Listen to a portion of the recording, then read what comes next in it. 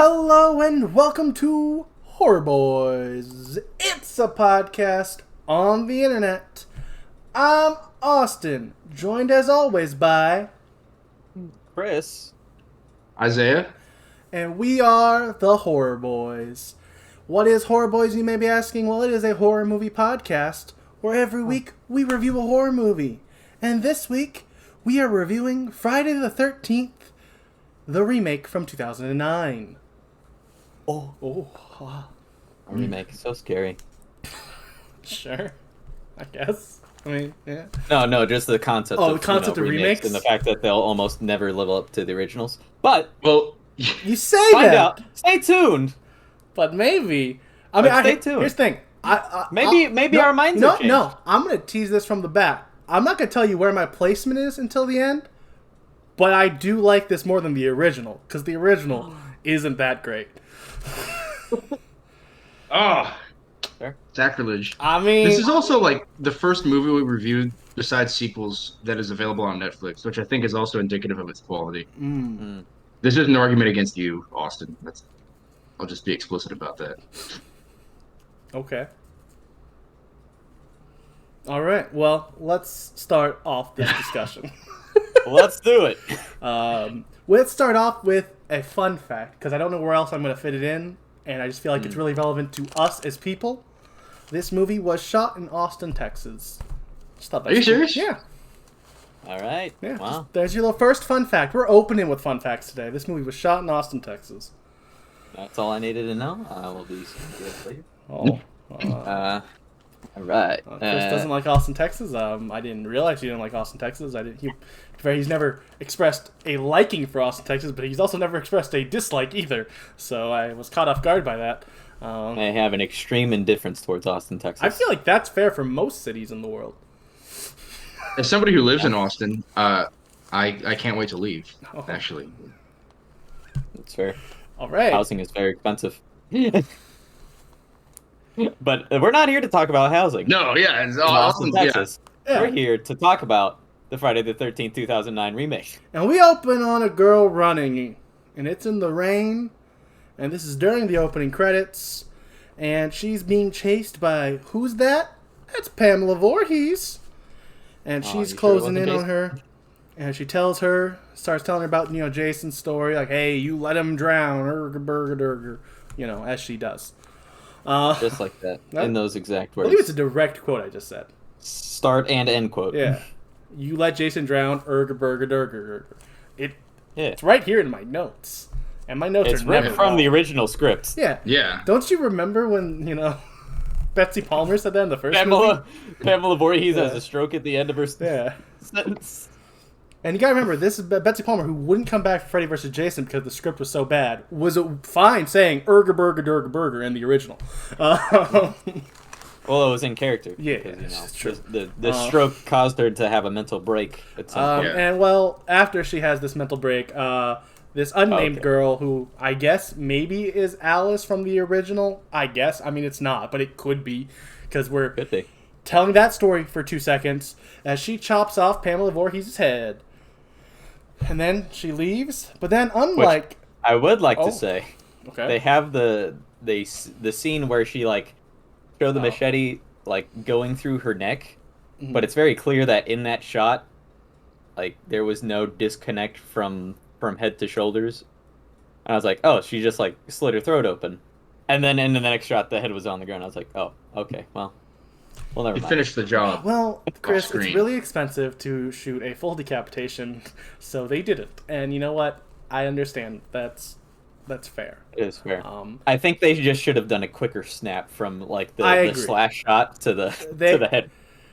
Yeah, that's fair. That was the only thing that really stood out to me in this movie, where I was like, now hold on a minute. Well, then out of nowhere, changing up the story, we got little Jason showing up because he's not dead, and he finds his mom's locket, as well as the machete from the girl. And then we jump in time because I forgot to mention, as the credits opened, we had a timestamp of letting us know this took place in the 80s. But now we're in present day, baby. 2009. Present day 2009. I want to make sure it's clear. This movie does not take place in 2022. It takes place in 2009. Yeah, not to be confused with the 2023 remake of Friday the 13th that is in the works. Is it? Because last I heard that they couldn't do anything because of legal issues. Well. Maybe things have changed. We'll see. At some point, we might cover it. We might. And now we head to the future of that / the present / the past. It's really complicated when you review old movies like this, but they're set in future of 2009. Right. Yeah, we have now gone to the present, which is the past. And it won't be the present for much longer. Further complicating things. I guess I see what he's saying. Technically speaking, it says present day for this part, and then doesn't say that we're past the present day when we go a little bit further into the timeline. Yeah. Yeah, that's a fair thing to point out that I did not consider before. And you know what? Is there another timeline jump that I very small. not remember? Well, it's not as vast. It's 6 months into the future. Yeah, 6 months later. Yeah. 6 months into the present day. Yeah. Yeah. Into the present day. Well, we meet a bunch of campers. We got Wade, Richie, Mike, Whitney, and Amanda. They're here. They're having some conversations. It's, not the most, insightful conversations. There's talks of, selling weed. There's talks of wanting to play some harmonica together. There's some slapping of booties. I believe Richie is referred to as Daddy at one point would that be Amanda? It's Amanda. Amanda was the one who referred to him as Daddy. So he is officially, it's one of my notes here is Richie is Daddy. I don't remember that line, but apparently it stuck out to me when I watched this. Well, I don't think that was a direct quote. I think that was more of just a summation of that. It's an observation. Like, Richie is Daddy. All right. Richie, because of this first cast, he's the only cast member that did anything else that ever mattered. That's not fair. But he is played by Ben Feldman, who's been in a lot of shows. Yeah. Just throwing it out there. He's definitely a face you might go, I recognize him. And if you watched Drop Dead Diva, I think he was in some Mad Men. Silicon Valley. See, I didn't even know he was in that. He was also, I think, most recently, his biggest show, his longest running show he was in recently was Superstore. So yeah, he is a real actor who's in this movie. But don't go getting too attached to him. What are you talking about? We've already jumped in time. What are you talking about? This is obviously the main cast of characters. Ignore the fact that in the opening credits you see the names, Danielle Panabaker and what's the other guy's name? Jared Padalecki. Yeah, Jared Padalecki. Yeah. Ignore those names. This is the cast, okay? This is the real cast. We promise. It's not. So yeah, the campers they're hanging out. They're drinking some beer after they find a little campsite. They're looking for this patch of weed that they can't find at first because this guy Wade's GPS. They're not able to find it because find out later that some stupid thing about it not downloading something. Yeah, 2009. Why isn't weed on my GPS from the download? To be fair, he wasn't hoping for the weed to be on the GPS. He was hoping for I think the lake that they were looking. Crystal Isolated Lake. leaf. Specific location. Yeah. We also find out that the campers do not have Heineken. They are drinking Pabst Blue American Ribbon, which I just thought it was weird they put in the. Because he was saying not foreign beer because this one guy. Yeah, none of that foreign stuff. Yeah, because Mike wanted to drink Heineken, but they did not have any. This is not important to the story, but for some reason the script writers thought it was in this scene, so I thought I should let our audience know. Well, maybe they were sponsored by Pabst. They might have been.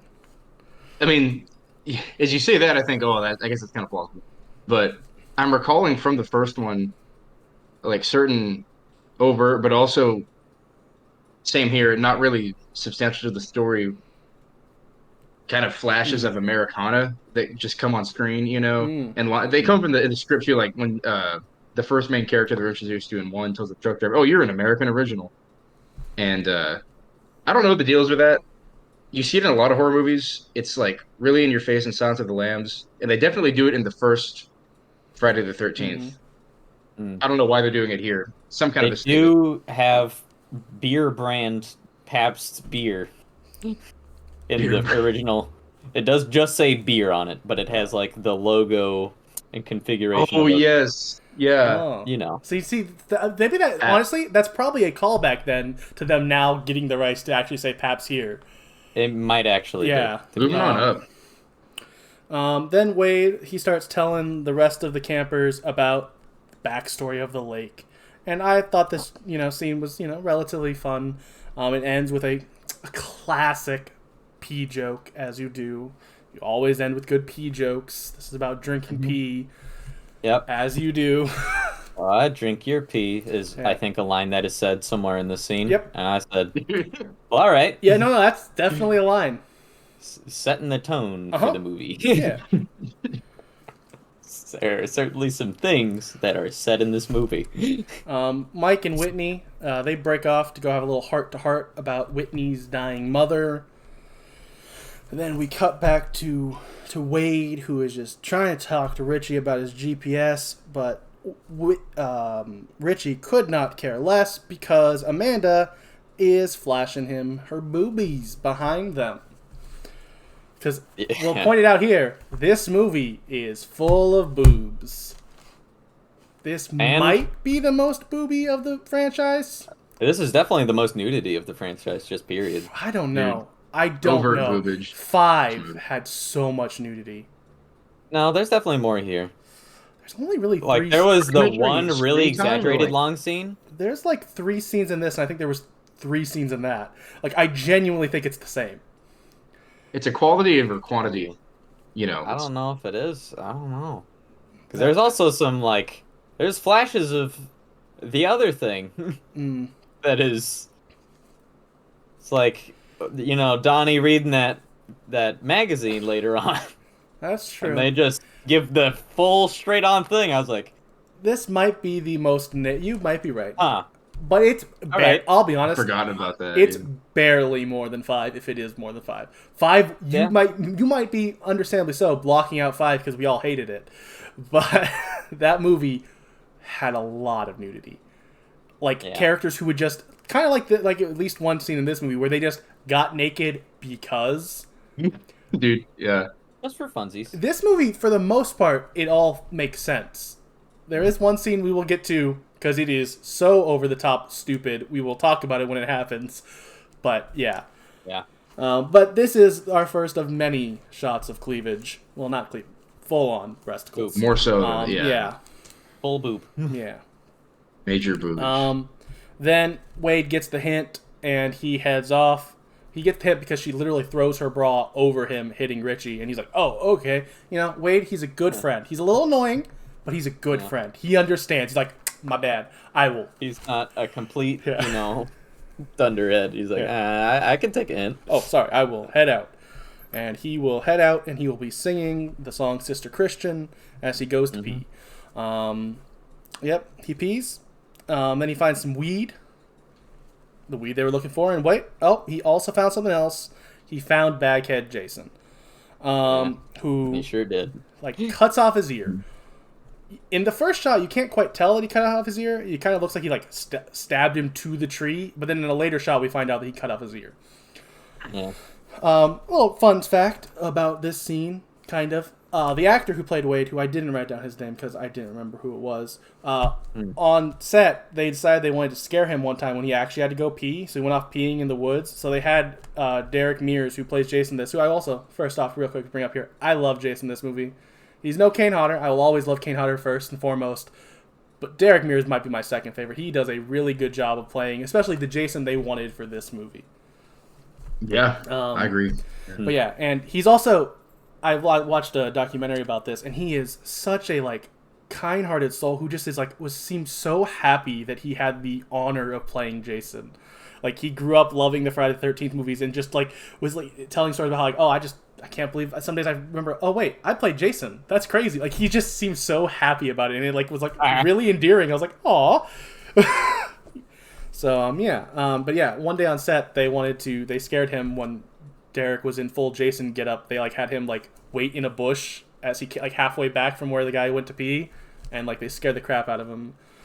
And the guy just kind of scared the crap out of him in a way where he just kind of stood still, but running in place because he didn't know whether to his brain broke basically his fight or flight broke. He told Derek that he's I didn't know whether to run or punch you, so he just kind of stood still, not knowing what to do.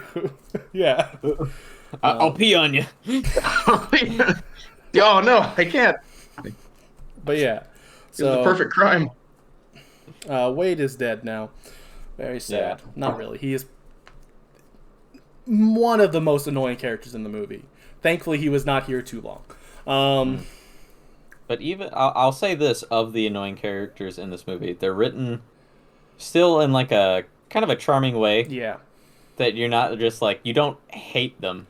You're just oh, well, yeah, I could see myself being friends with this annoying guy. Yeah, you guys are friends with me. You understand how it works. Yeah. Yeah. But no, I definitely want to, I guess I'll echo that as saying I think this might be one of the best casts ever in a Friday the 13th movie. There are multiple characters. It's a low bar to set, to be honest. I mean, you're not wrong. They do, they set a very high bar for afterwards. Yeah. I guess that's to give credit to all the actors and actresses in this movie. Well, we cut to Mike and Whitney, and now they're finding the Camp Crystal Lake. They're finding Camp Crystal Lake. They go into one of the abandoned cabins.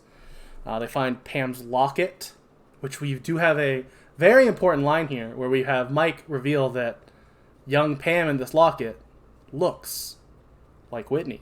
That might be important later. It is. It is very important to the central theme of this movie. But yeah. And she holds on to it. Yeah. Also important. Because he tells her, hey, you should keep that. Because, it's just some random abandoned thing. I mean, I guess that's fair. Yeah. That probably dead person looks like you. It's a little weird, but it's also not, it's unacceptable. Not crazy, you go, yeah, I guess that makes sense why you would do that. Yeah. You could show people the cool little locket you found. Yeah. Hey, look, doesn't this look like me? It's not. Is it? And that would be the conversation. Yeah. Then we cut to Richie and Amanda, who are playing harmonica. They are. Once again, it's a comical scene of playing harmonica. There's a lot of moments where, I'm not going to sit here and explain to you every joke that happens in every scene. That's not what this podcast is. But I try to make it not that. Sometimes I do harp on parts maybe I don't need to, but.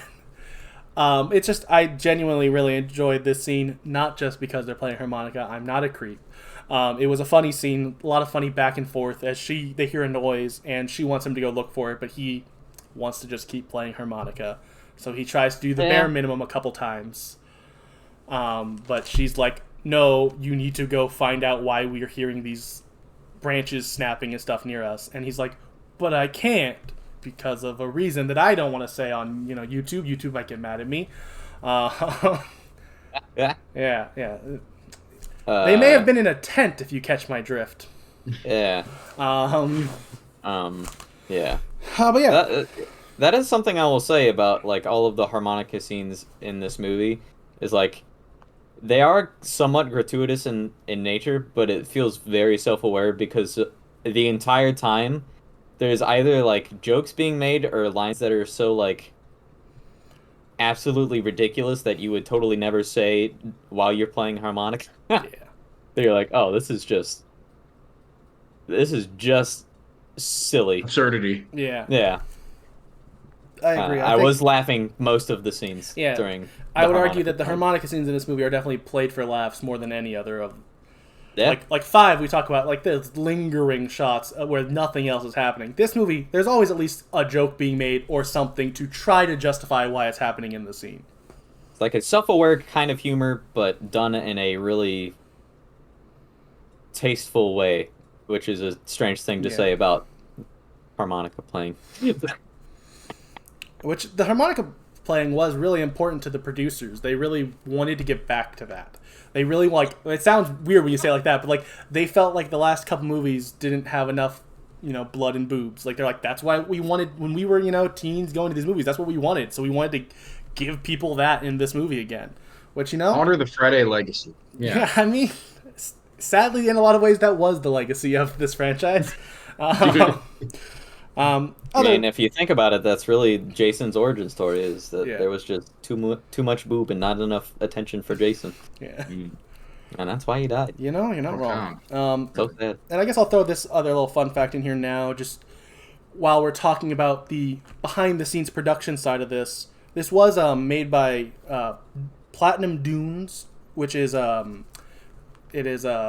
his name? Why am I blanking on his name? Michael Bay. Michael Bay's production company that has produced a lot of his movies, as well as like A Quiet Place years later after this. But also, when it started, it was really big on reboots. The first one they did was Texas Chainsaw in 2003. Then they did like Amityville Horror in 2005 or 6-ish, I believe. Ryan Reynolds. Yeah. Not his best work, I'll be honest. Then this movie, as well as the classic from the last week we talked about. Oh, that's right. They did also do Nightmare 2010. Yes, I was fixing to say that, and they also have the same guy who did the music, Steve Jablonsky, who works with Michael Bay a lot, apparently. The director of this movie, who I did not write his name down because it was a foreign name that I did not recognize, did direct the Texas Chainsaw reboot as well. They are very much a Platinum Dudes family, I guess. But one thing that's really cool about this movie, I think at least, is that the cinematographer, he has no connection to the Friday the 13th franchise before this movie, but he was the cinematographer of the original Texas Chainsaw as well as the 2003 reboot. So I just thought that was cool. Wow. And honestly, I'll put it out here because I don't remember I don't think I took notes of the moments where I noticed it. But man, in this movie is the cinematography beautiful at times. There are certain shots that are framed so beautifully. I know one specifically I'll bring up now, even though we're not close to it. When Jason finds his hockey mask, that scene, after he kills the guy, the scene of the way it's shot is it's beautiful. And there's a couple other moments like that where it's just okay, you can see that this guy is a great cinematographer. His name is where'd it go? Daniel Pearl. Yeah.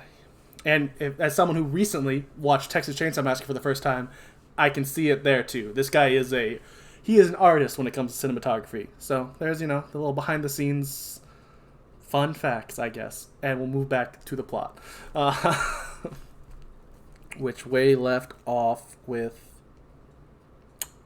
Richie going off to look for whoever made that sound, who he assumes is Wade. They assume it's Wade perving on them. But he goes and he does not find Wade at first, but he does find the weed that Wade was looking for earlier. Oh, as well as his glow stick and dead earless Wade.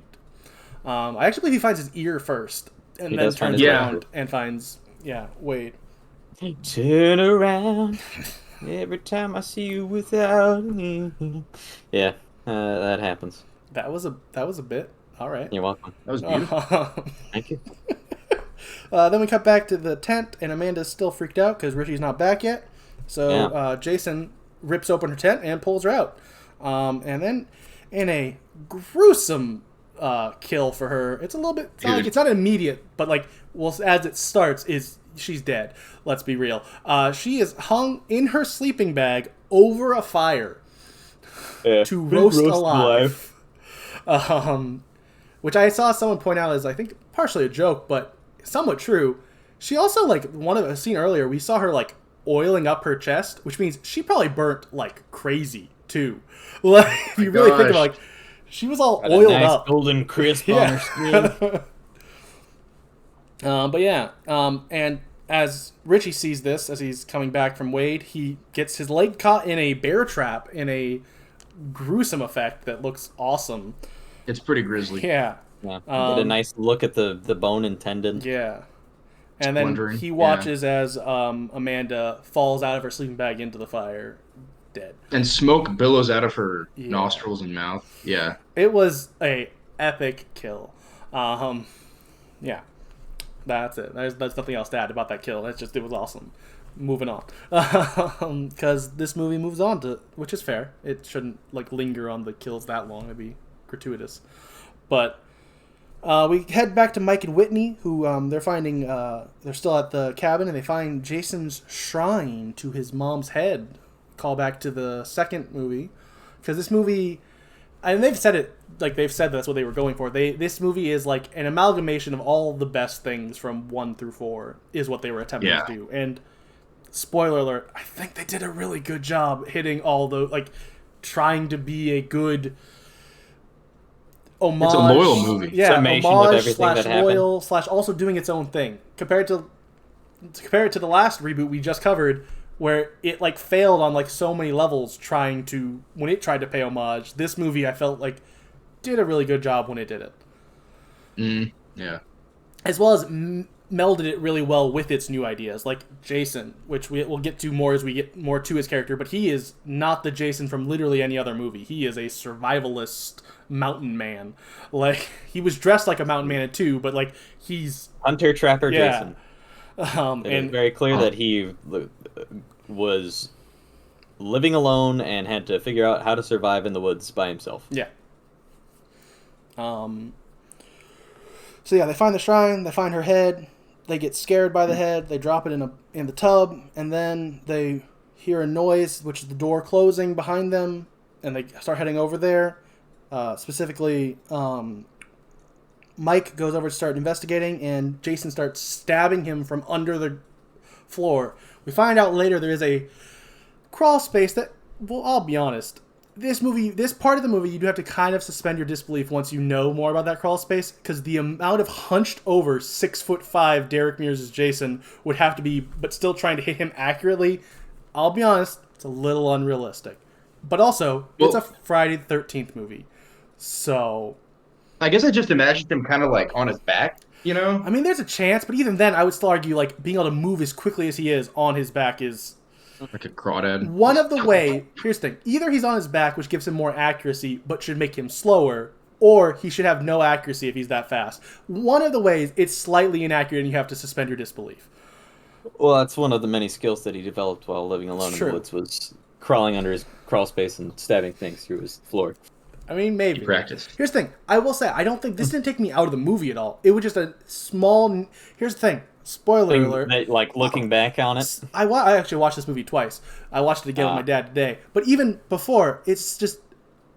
spoiler, I really like this movie. So I want to... But I don't want to just praise the movie the whole time. I want to nitpick the things that need nitpicked. I think this is one of the moments that... Yeah. It's a flaw. It's not a huge flaw, but it's a flaw. So yeah, he stabs through the floor a couple times. For a while, Mike's escaping, evading, but then he gets one in the leg, followed up by one in the hand, and then he gets pulled underground by Jason, because Jason like pops through the floor and like pulls him down and kind of kills him like halfway off screen. You don't see the killing blow, but you start seeing blood come out of his mouth. So I guess he stabbed him or something underground. Yeah. Or just hugged him real hard, I guess. Who knows? Yeah.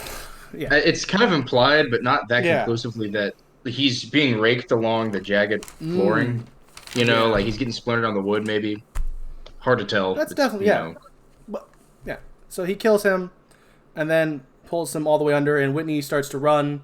She gets a little bit of a final girl run here. You're like, okay, we're getting a little final girl chase scene.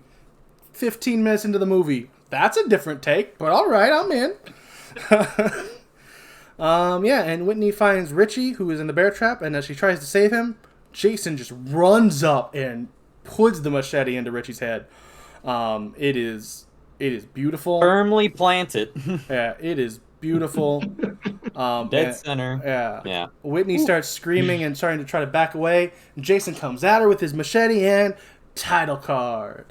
We are starting the movie. That was all the intro. It is time for the movie to begin. Which... That's right. We are 30 minutes into the podcast, and the movie has only begun. Yeah, you understand. To be fair, we're 20 minutes into the movie, so we're on track for a solid episode today. Oh, yeah, we are.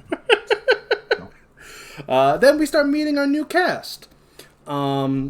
I'm going to go over them one by one real quick and just give like their 2 to 3 word description of their characters, because most of them, even if I think they do a really good job at those one-note characters, they're one-note characters.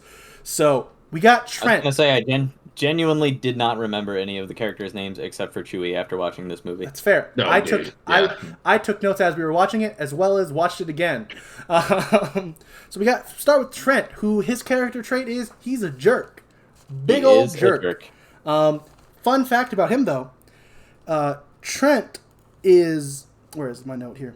Trent's actor, who is Travis Van Winkle, also plays a character named Trent in Michael Bay's Transformers, implying possibly that it's the same character. That 2007... Same cinematic universe. Yeah, that 2007's Transformers and this Okay. Friday the 13th are in the same universe, and Trent was in that movie and then in this movie. I was going to say, well... No, it was before. It was 2007. It is possible. If it's before, it's entirely Yeah, possible. no, and the fact that Michael Bay cast the same guy in one of his movies and named him the same thing makes me wonder if he did want that to be a little joke even, maybe. It might not have been an Easter egg, it might have been more of a joke, but hey. Eventually we'll there was see a a motorcycle. Jason versus If you want that to be your headcanon, it can be. It is technically possible for him to have hung out with Shia LaBeouf. Well, I'm just saying, Jared Padalecki's motorcycle is probably a Transformer. No, it's And we probably just like don't know. some sort of supernatural demon or something. Oh. It's a supernatural demon bike. Then we got Jenna, who is played by Danielle Pennebaker. She is... And for those of you who don't, recognize that name She was in the- immediately. She was in like 2 DComs. She was in Skies High. And I would say Sky probably High. at this point... Oh, sorry. Still not Skies High. In I'd say probably her biggest role to this date is she is one of the stars of Flash on the CW. I thought you were going to say she was in Read It and Weep. No, I wasn't gonna. That was when I remember when I said she was in 2 DComs. I wasn't gonna say Yeah. what DComs because no one cares. That's fair. People might care about CW's The Flash. That show is I don't still on think the. so, actually. You don't like it, and that's fair. But that show is still on the air. Like 7 years in, there has to be an audience, or it would have been canceled. That's how television works. That show is popular. She's on it. Her character trait is Final Girl-esque. I guess that's a little bit of a spoiler for the end here, but she's Final Girl-esque. She's definitely Final Girl. Yeah, she feels like she should be the final girl. Then we got Chewie, who his character trait is that he likes weed. Then we have Lawrence, whose character trait is he also likes weed. Also, for this scene And and is another Chewie's weed friend. Yeah. Also, for this scene and another scene, he likes to point out, to get himself out of doing things or to just make people feel bad, point out that he's black. He uses it for like the setup of a joke to just be mean to people or to get out of things. In this scene, he tells Trent asks him to pump the gas. He's like, "Oh, you're gonna ask the one black guy to pump gas?" And you're like, "All right." And It works. And he just goes in. yeah, the It's like, next "How can you probably get yeah. the next scene we have with Lawrence, he does another joke just like that to a different character, and you're like, "All right." But then they drop that character trait for the rest of the movie. It's not. I was going to Not say, present well, at in all, defense of yeah. Lawrence, I literally had a friend like that in college. I mean, sure, I'm not saying there's not a person like that, but I'm saying it is kind of a weird character trait. I know that friend. I know exactly who you're talking about. You know Dude, exactly yeah. I'm not who gonna. I'm talking about. We're not gonna say his name here, but I know who you're talking about. And if you're watching this on the very off chance at some point in the future, love you. Yeah, me too. Thanks I miss for you. You're doing well. Yeah, but yeah, so that is part of his character. They choose to. It'd be one thing if it was one scene, I wouldn't have mentioned it. But it was his first 2 back-to-back scenes. They make that be part of his character. And you're like, all right, cool. Then you got Bree, who's there. And then you got Chelsea, who's there. And then you Who's got also Nolan, who's there. And now we're going to move on. Oh, yeah, for Nolan Wilson. That's right, because he looks like a young Chad Owen Wilson. Oh, also, last fact about the cast. Chewie, Forgot all about it. yeah, his Yeah, actor... that's fair.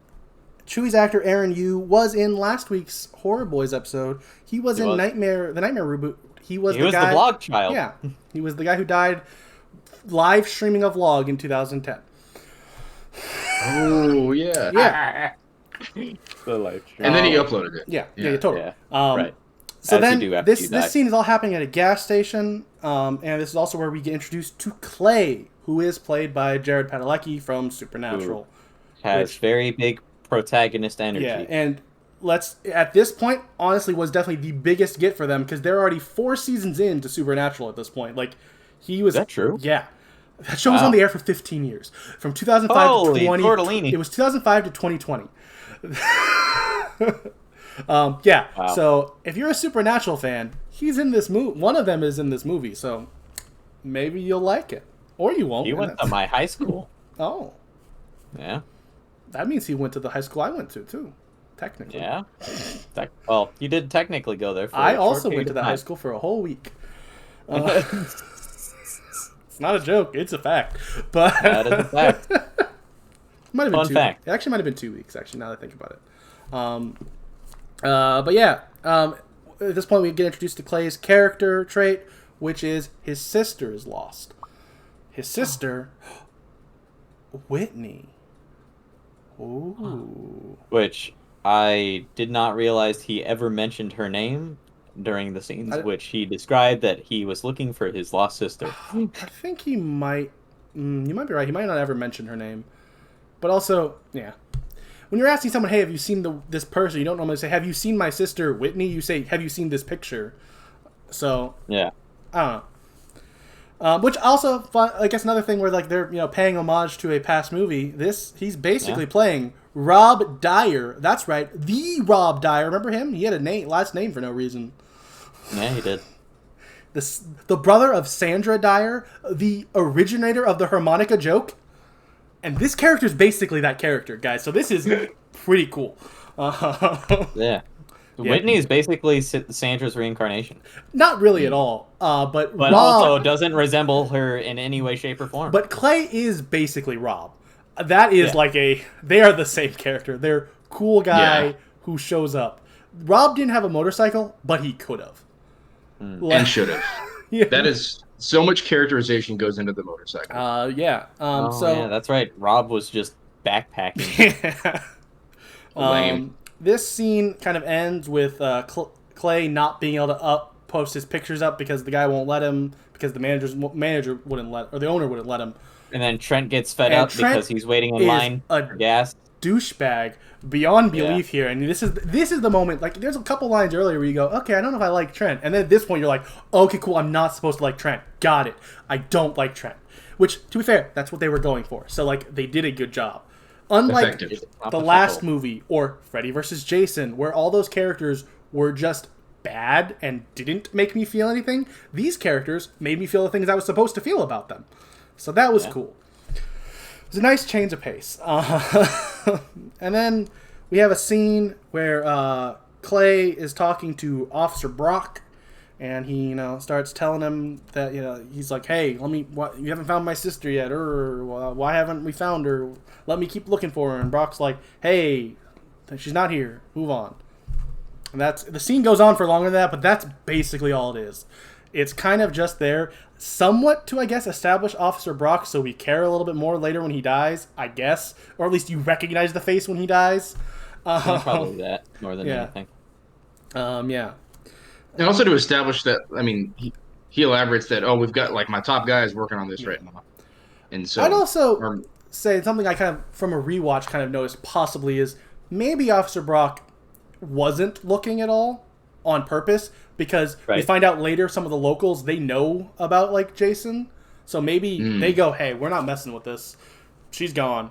I ain't trying to die. Because we do have a character that comes up, like, in a scene or two that's basically our harbinger for this movie. Yeah, who maybe... does not show up for the rest of the movie after the one time they show up. Yep. But to be fair, really, besides the random throwaway second scene for Crazy Ralph was in one scene. He was in one scene that mattered and then was randomly in their pantry for no reason. So, I mean, like, let's be real. We probably should have only seen Crazy Ralph once in that movie. But... so, I'm okay with the Harbinger only being in one scene. They really shouldn't be in more. She did play her role. She harbinged. Yep. Which we have to get through one more scene before we get to that. Now we head over to the new cast, all the, not Clay, all showing up at Trent's dad's cabin.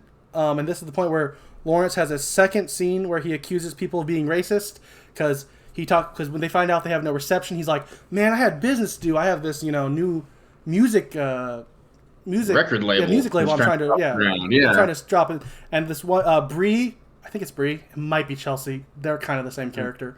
One of them says, "Oh, is it a rap album?" And he's like, "Why does it have to be rap? I can like Green Day. I mean, it's rap." And then he walks away. And you're like, "All right, cool." Just accuse her of being racist for fun. Like, you're right. There are people like that, but it did still feel kind of out of place for this. It just kind of felt like, okay. One might say out of pocket. Yeah.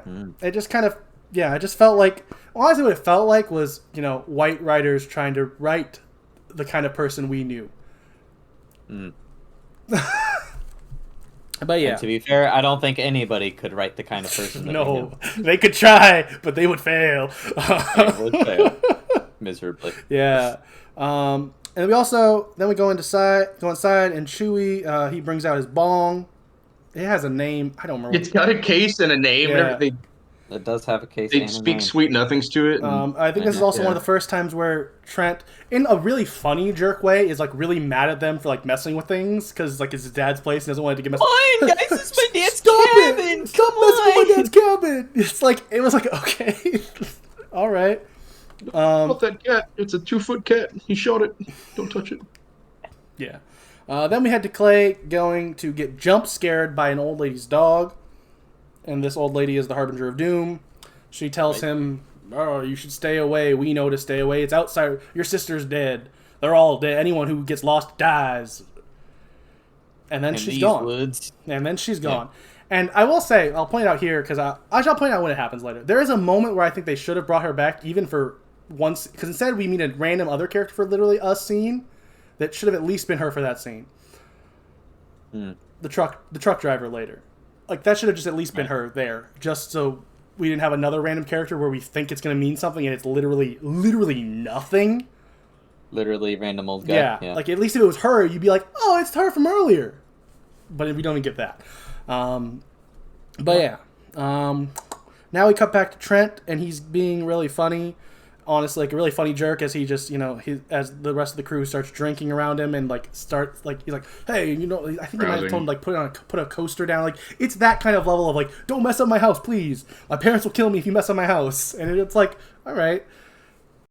I liked it. I like Trent. He's awful, but in like the best way possible. In a watchable way. Yeah. Yeah. Like an effective way. Yeah.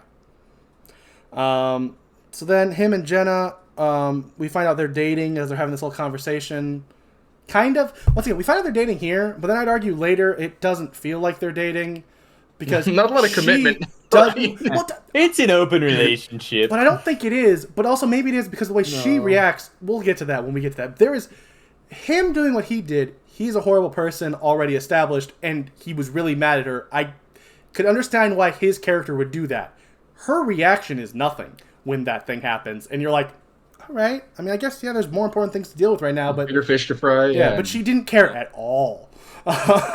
Well, she had already moved on. Yeah, it's true. She already met Clay, who's Jared Padalecki, baby. He kills demons, I think. Now we cut back to Clay, who meets Donnie, he's Donnie. He is a hillbilly farmhand. And he is a hillbilly farmhand. That is his character. And he is very lonely. As we will learn later. We find out kind of even in this scene, because he's like, have you seen her? He's like, I wish I had. He's like, but no, I haven't. You should leave. Yeah, you would. You want to buy some weed, though? I found some weed. Come get my weed. Yeah.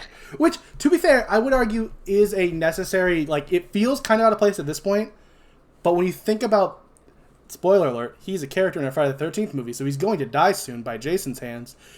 Him being over by the other weed was near Jason's home, and you don't go near his home, so Donnie taking the weed was probably taken by Jason as he was on my land. So, him bringing up the weed here, I feel like it's not just random weirdo being weird, it's like we're establishing why he's going to die later, which I respect. Well, also there's this dramatic irony because you think, oh, the weed crop that they were looking, oh, he's so close. Clay's right there. He's found the weed crop that they were looking for, and I mean, there's great tension that's built up with the weed. Really, the central plot point, if you think about it. Yeah, it drives everything. It runs on weed. Weed drives this movie. Yeah, it kind of does, in a weird way. Unironically, Nolan a weird and structurally Chelsea, important way. They head off to go to the lake to be lake people. I guess they're gonna go off to the lake. They are going to the lake to become mer people. Yeah. They are the in a movie of a lot of one-dimensional characters on purpose because they're in a good way paying homage to all the one-dimensional characters that were badly done in these other movies. Let's be honest, even the ones we like, they weren't one-dimensional by choice. They were one-dimensional because they just didn't care. This did feel like a choice, and these two are the most one-dimensional of all the characters we meet in this movie. They are just here. They are blonde and they like each other. They're in a relationship. They're impulsive. Young and together. What does it say about me that the second he told me not to take his boat that I wanted to take it? You're a sociopath. But what does it say about me that I want to be with you now? It's like, okay, sure, fine. Sure, Chelsea. Also, I would not describe that as a sociopath. You really need to learn, go in a dictionary. That's not a sociopath. That's not... It's like, I don't know what that is. I'm not going to try to diagnose what kind of friend that makes him or whatever. But that's not sociopathic to be like, oh, I'm going to take his boat now because he told me not to. I don't know. Maybe I'm wrong. Where it begins. But they take boats, they torture animals, and downhill from there. So they head off. They head off to go to the lake. Then we cut back to the house, or we're still at the house, and Clay shows up, and not knowing that it's the house that he saw these people from earlier, he just knocks on the door, and then Jenna answers it, and he's like, oh, I guess I should leave. Almost immediately, he realizes it's not going to be a good idea to be there. But she, I guess because, he's Jared Padalecki, is like, no, I'm going to marry you now. Forget my boyfriend. I want you. So you come inside. He's like, your boyfriend's not going to like that. And I guess this is the point where you definitely know they are in a relationship. Because she doesn't say, oh, he's not my boyfriend. She just says, whatever. Come in anyway. This would be an opportunity to say he's not my boyfriend. Yeah. So this does confirm that they are dating at this point in the movie. But she does not care what he wants, and knowing that it's going to cause a problem, invites Clay in. And then that makes Trent real pissed off because Trent's character is angry guy who gets pissed off. And also, I think it's hilarious, this scene. I don't know if it's on purpose or not, but maybe it probably is, because I honestly think this movie's really well done. I think there's a huge irony in Trent thinking he could take Clay, who's 6'5", 6'4", Jared Padalecki. Well, he's maybe 6 foot, and not it's not like Jared Padalecki's a skinny 6'4". He's got some. He is built. Yeah, he's got some muscle to him, and he's towering over Trent. And Trent's like, "You want a problem?" And Clay's just like, "What are you gonna do?" Basically, it's like the scene kind of just ends, but it is really funny when you think about wait, what does Trent think he's gonna do here? Because Clay could kill him. My money would definitely be on Clay. It's a safe bet, I think. But yeah. Then Clay is about to leave. Jenna walks him out though, and she's like, "Hey, let me go on your bike with you." She also, I guess this is not. I didn't write this in my notes, but I just remembered it as I'm reading this. A line that just baffled me. She asks him, "Does your bike run?" And I'm like, "No, he's just wheeling it around with him. He's walking it like a kid who fell off his bike. No, what do you mean? Does it run?"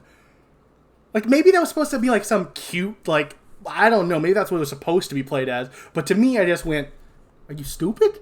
What else does it do?" It's fair. Maybe it was, another homage to some of the originals where, Maybe. oh, well, is it sick? Is your car sick? Car is sick. Maybe. I don't know. Alluding to the cars that are always breaking down in all of the movies. They do die a lot. But not so much in this movie, really, actually. No? Yeah. Credit to this movie. Mostly just disappearing keys. Yeah. Which I guess is the same issue, but done in a way that doesn't feel as insulting. Yeah. It's not just the car is not working because it's convenient for the plot. Yeah.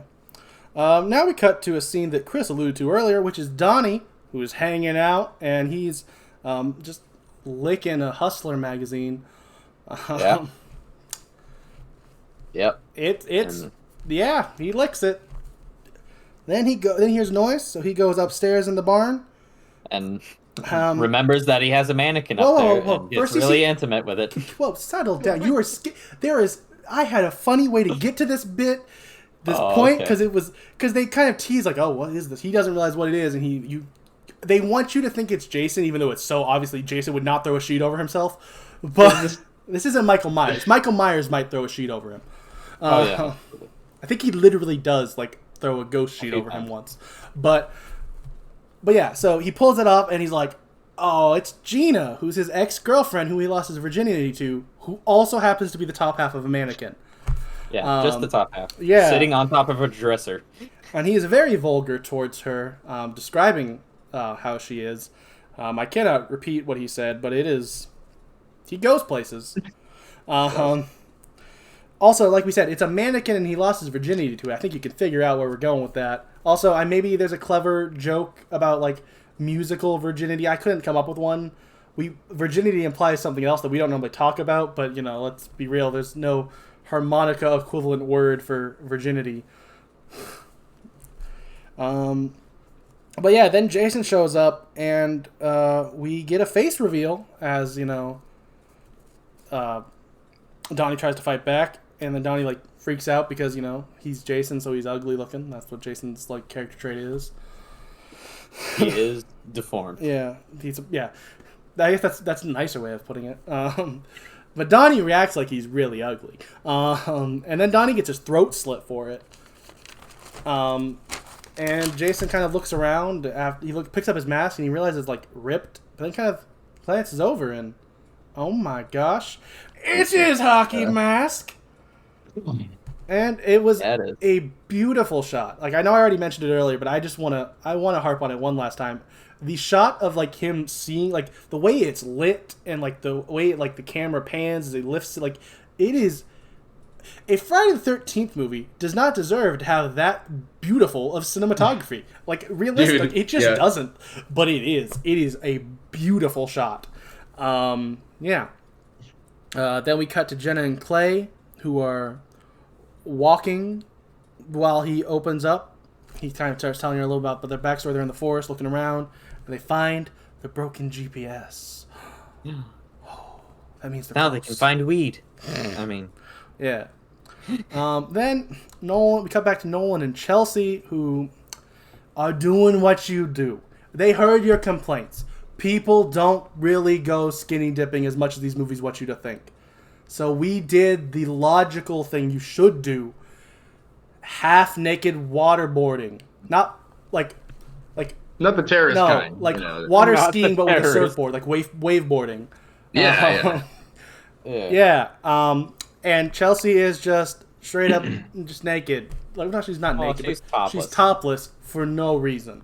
I would argue her being naked would have made more sense. Why would she have only took her top off? I don't need to see anything else. That's not what I'm trying. Like, I'm just saying, like, if it's like, oh, I don't want to get my clothes wet, she takes off all her clothes. But she leaves on her underwear or bikini bottom, whatever it is. But does not wear her top. Because, she wants that free feeling as she is catching the waves. It's a choice because, it's a Friday the 13th movie. And like we mentioned earlier, the producers said, we want to give you blood and boobs again. And you know what? At the very least, they delivered on that. There is blood and there is boobs. You can't take that. You can not like this movie. But you can't deny that the producers didn't give you what they wanted to give you, which was blood and boobs. Yeah. Now we cut back to Chewie, Lawrence, Trent, and Bree, who are playing beer pong. I wrote the scene down. Let's be honest, the scene, I could have just skipped over it because it's not important to the plot. It is a complete nothing scene. But it is a very funny scene, in my opinion, and that's why I just wanted to draw attention. It's one of those scenes that, in my opinion, really draws attention to why I really like this movie, is this cast. Like, this like moment where like after Trent does bad at beer pong, he's supposed to, I guess, drink beer out of a shoe, but he's like, no, that's disgusting. And they just keep trying, like, Chewie keeps trying to be like, hey, come on, now do it. And then once he, like, eventually no one else is like, they're all like, no, we're not doing that. He's like, all right, fine. He just chugs it himself. And it's like, it's stupid, but it made me really start loving the character of Chewie. I was like, okay, this character is, why? But I'm into it. Like, he just saves the party. Yeah. And it's like, yeah. That's why, like, here's the thing. On paper, I shouldn't have mentioned it, but I feel like it is important to, like, help add to why, like, these characters are great. Like, all of them, well, not all of them. You do have your Nolans and your Chelseas who are just there. And to a lesser extent, Brie, who's, I guess when we mentioned her character traits earlier, I did forget to mention that she's kind of, you know, a little promiscuous. It's kind of her character trait. Promiscuous girl. Yeah. Now we head back to Nolan and Chelsea, and Nolan, he gets an arrow to the head, like kind of out of nowhere, and then kind of falls over, and because he's no longer controlling the boat, and ends up ramming Chelsea in the head. Yeah. And she sees Jason, who like puts down his bow and pulls out his machete and just kind of stares at her for a little bit there in this shot. And I'll mention here, the original plan was to actually have this death that she has, because she's not dead yet. She's got a concussion and she's bleeding a little bit. She's not quite dead yet. They wanted her death here to be a very, like, psychological thing where he just kind of stood at the, like... And then she gets ran over by the boat? No. And it, like, cuts to, like, later, and he's still standing there, and she drowns because she's so scared and doesn't know how to get, like... Because there's just a guy with a machete looking at her. She doesn't know where to go or do anything. And it's a different scene, and I could see why some people might be like, oh, that's more boring. And it technically less happened in it, but I would argue it's really cool and like psychological, which would be really fun. But they chose not to go with it. But yeah, that was the initial plan here, was for this more like, she was so terrified, and like I think maybe even she was like going to try to swim, and he'd just kind of keep walking a little bit, kind of, so she never could go up to the like the coast. But yeah. Not coast, the beach, I guess. Shore. Yeah, shore. The pier. I think shore was the word I wanted to use, but couldn't remember, so I went with coast. But yeah. Then we cut to her making it to the... I think we might cut away, but there's a scene that doesn't matter. And she makes it to the dock, where Jason kind of walks over her, and she thinks she's safe because he kind of turns away to walk away. And then he stabs her in the head and pulls her up. One last shot of her boobs, because once again, this is a booby movie, and there's also this scene I feel like really encapsulates what this movie is, because not only is it booby, there's also a giant like sputter of blood that comes out of her right before he drops her. Like it is, yeah. This is what the producers want. This scene is what the producers wanted this movie to be, and it's just B&B, yeah. Not to be confused with a bed and breakfast, yeah. But none of these characters are making movie. None of these characters are making it to breakfast, Chris. Oh, that's a good title. Can we make a? That's a good catchline for a horror movie. Can we make a movie called like a horror movie called Bed and Breakfast, where they don't, and the title is "No One's Making It to Breakfast." That's like the tagline. I want to make this movie now. Trademark that, Chris, real quick, so no one gets it. All right, let me just go pull up my trademark paperwork. Thank you. That I have at the ready. Thank you. All the time. Thank you for doing that. Ready. Now we cut to Jenna and Clay, who find Jason's cabin. Also, I didn't notice it at all the first time I watched it, and it's a dark scene, so I'm not sure if it actually happened. But I think while they're walking through this cabin, there are some archery trophies in the room, implying that little boy Jason, before his mom died, might have been good at archery, which is why he's able to be such a good archer now. I could be wrong, so don't quote me on it. But I swear there's these shot of trophies, and at least one of them looked like it had a kid with a bow and arrow on it, and I'm like, I like that. If that's what happened, I like that they went like, hey, he can do that, and you're like, all right, that's pretty cool. Yeah. So hopefully that happened, and I'm not just making scenes up. A little bit of visual storytelling. Yeah. So they start walking around, and we find, and then where was I? Yeah, they just kind of walk around the cabin, And then they kind of there's not much happens in the scene. They kind of just look around. They find stuff. The floor breaks. She finds a doll under the floor. They leave. They start to head out, but then they hear a noise, so they hide. But they left their backpack. Well, not their Clay's backpack. And while they're hiding, Jason finds this backpack and he starts like looking around, freaking out, and he goes over and turns on the floodlights and starts searching for him. Excuse me. Did something like this happen in 2 or 3? Oh, I don't think Jason has ever been shown intelligent enough to use lights in any other movie. And I'm fine with him doing it in this movie, but I don't think it's ever happened before. Okay. Yeah. I mean... Not quite in this sense that he's gone into like alarm hunter mode. Yeah. I mean, there might be something kind of similar that I'm forgetting, but this felt like the epitome of this new version of Jason. So I didn't notice anything. It's a little bit more intelligent, you mean? At times. I mean, I guess we can get to that characterization. Not so much as intelligent as like very cognizant. Yeah. Calculating. Yeah. Calculating. He knows his That's surroundings. exactly what it is. He's willing. I really like it. It makes more sense that he was able to survive in this world. We kind of hinted at that earlier, and maybe even said it straight up. But this new hunter gatherer, willing to oh crap, there's someone on my property, Jason, who feels the need to protect you. I like this version of Jason. Is it different than any Jason we've ever seen? 100% yes. But it's cool. It's cool to do something different and do something well. What was that? Sorry. We kind of talked. I said, and it doesn't suffer for it. Yeah. Yeah, I'd agree with that. All right. So he looks around for them. Can't really find them, though. And they end up running away. To Clay's disapproval, he wants to go follow Jason because he thinks his sister might be here. But Jenna talks him out of it, saying, "Hey, we got to go warn people. He had a body. This is dangerous. We need to let people know." And he's like, "All right, you're right." So they head off and they hit a tripwire. Because once again, like we mentioned, Jason is setting traps. He has a system in place with this tripwire that rings bells in his underground lair to let him know if someone's on his property.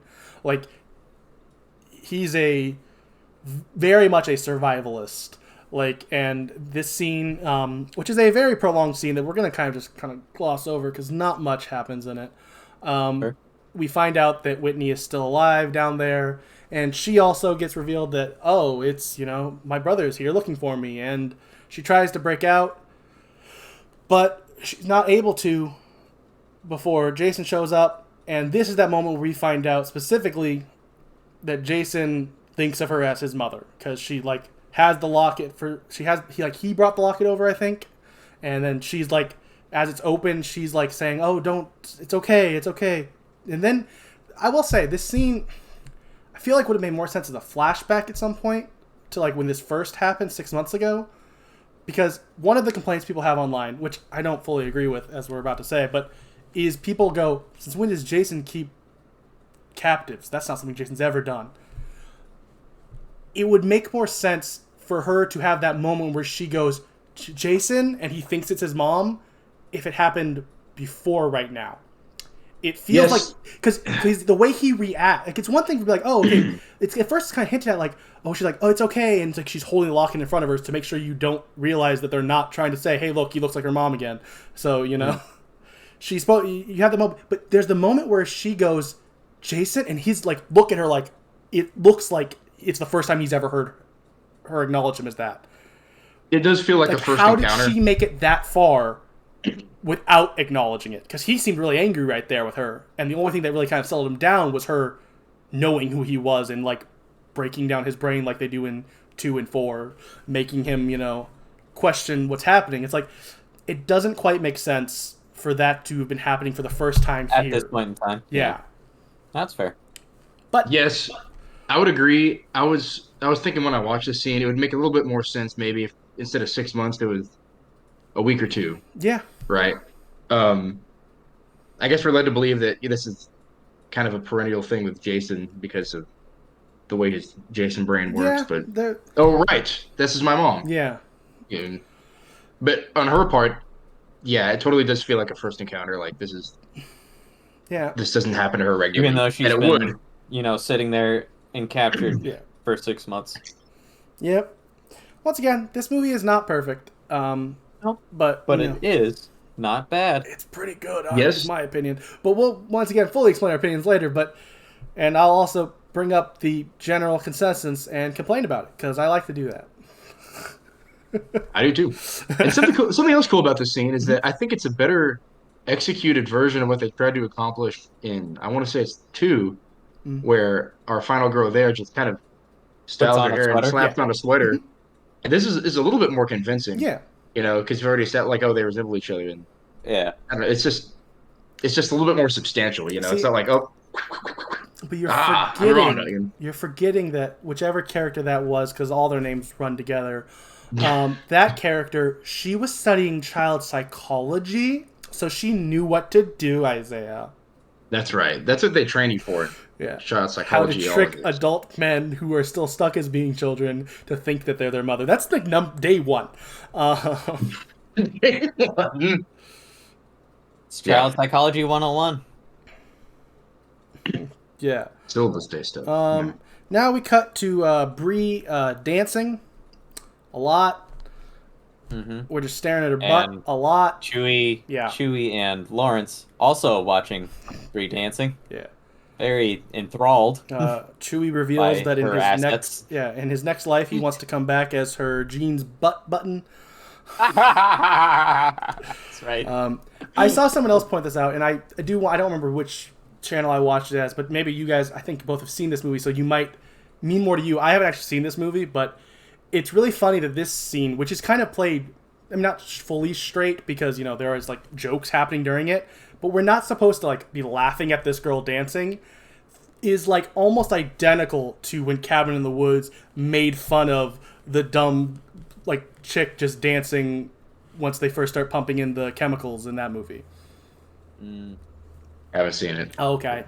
That's fair. I haven't either. I just watched a video about it, and I saw it once in the movie theater with my mother. That feels and like what? We need to break that down after this video.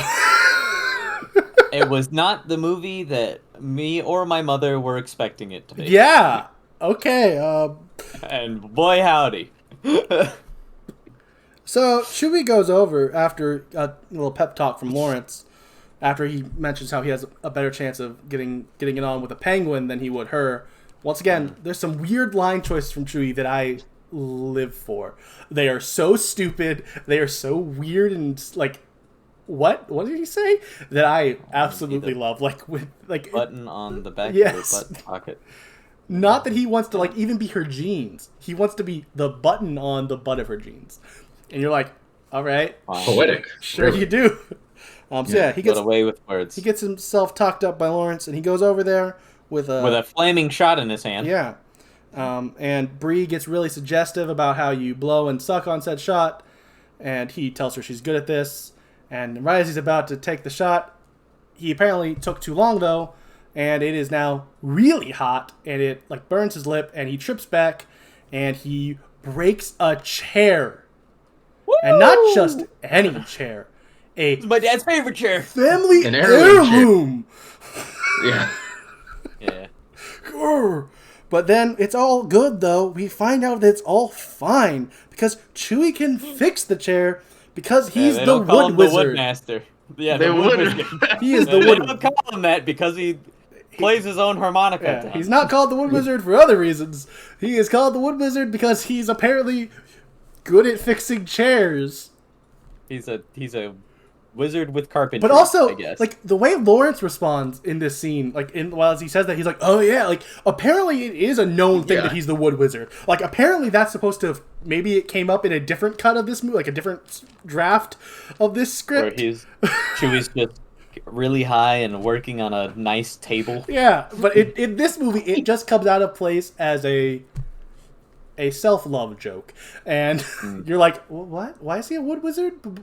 Okay, fine, sure, haha, funny self-love joke. I don't know if I'm allowed to say that other word on YouTube, so we'll just move on. No, probably not. No, you're not. You never know. I don't know. In this context, we might have been okay, but either way, we'll move on. Butts. We're done with the butts, actually. So as he Chewie goes goes out to a shed. yeah, as he's going out to the shed. As they're leaving, though, Bree tells Trent to come with her to the bedroom. Then we cut Chewie to kind of warmed things up. Go to the bedroom. Yeah. Yeah. Then we cut. Chewie primed the pump a little bit. Yeah. Then we cut back to Chewie, who is at the giant shed. And once again, I didn't write this line down initially, but on a rewatch, a line that really stuck out to me. He goes, "Man, they're rich. For poor people, this would be a house for their shed." And it's like, it was great. It's like, you're like, all right, yeah, no, fair. And he finds their liquor cabinet. He has a couple drinks. Then we cut back to Trent and Bree, and they're starting to play harmonica. And there is some stupendous dialogue in this scene, and we will leave it at that. If you've seen the movie, you know what I mean. Stupendous movie. Yeah, it's about her boobies. Laugh. I have to mention. I actually do. I want to make that joke and move on, but we cut back, and the jokes every time we cut back are more jokes about her boobs. So we have to acknowledge that he's talking about her boobs. Now we're gonna cut to Lawrence, who is getting high, and he also apparently wants to practice some self-love because he is flipping through a winter catalog, a winter outerwear catalog, and then eventually just finds a picture of a girl, not like a picture of a woman who is fully clothed, full like turtleneck sweater, I think. Pants, yeah, earmuffs. He's very disappointed that there's no bathing suits in this winter catalog. But before he can, I was going to say before he can do anything, but actually before he can do anything, he sees the deer head and thinks it's watching him, so he turns a little bit. But before anything else can happen, he gets interrupted by Jenna and Clay, who they show up and they start telling him about Jason, and then they call the cops. Good news. Yeah. Yeah. There is a serial killer, possibly. Yeah. And we cut back to Trent and Bree full on harmonica playing, and Trent continues to talk about how perfect her breasts are. I believe it's this scene where he specifically talks about how the nipple placement on her breasts. This dialogue perfect. That once again, we're not doing it justice because we can't just tell you the exact lines here, but they are so absurd that it is hilarious. It is hilarious. When first time you hear him say that, her boobs are stupendous, you're like, all right, that's kind of funny. But then we cut back and he's like, stupendous. Yeah, and we cut back and then he's like, you're just so cool. Your boobs are so juicy, and then on your nipple placement, and you're like, what? What is this? All right, Trent, I'm still want you to die, but slightly less now because that was funny. Yeah. And then we cut. Sorry. They won't. Then we have. This is that scene where once again when they showed up. I forgot to mention it earlier because on a rewatch I realized where it happens. Lawrence tells Jenna that Bree and Trent are in the room, and she doesn't react at all.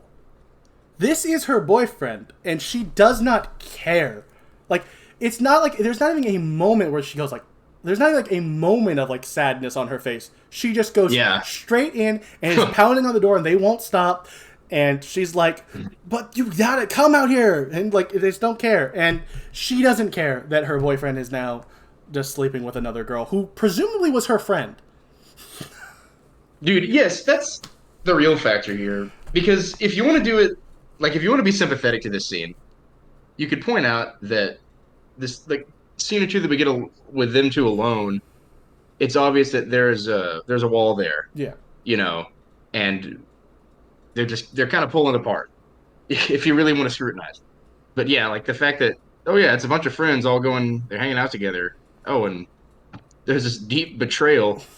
But who cares? Yeah, she just and to be fair to Jenna, there is more important things going on. Who cares? Right. Jason wants to kill us. Yeah.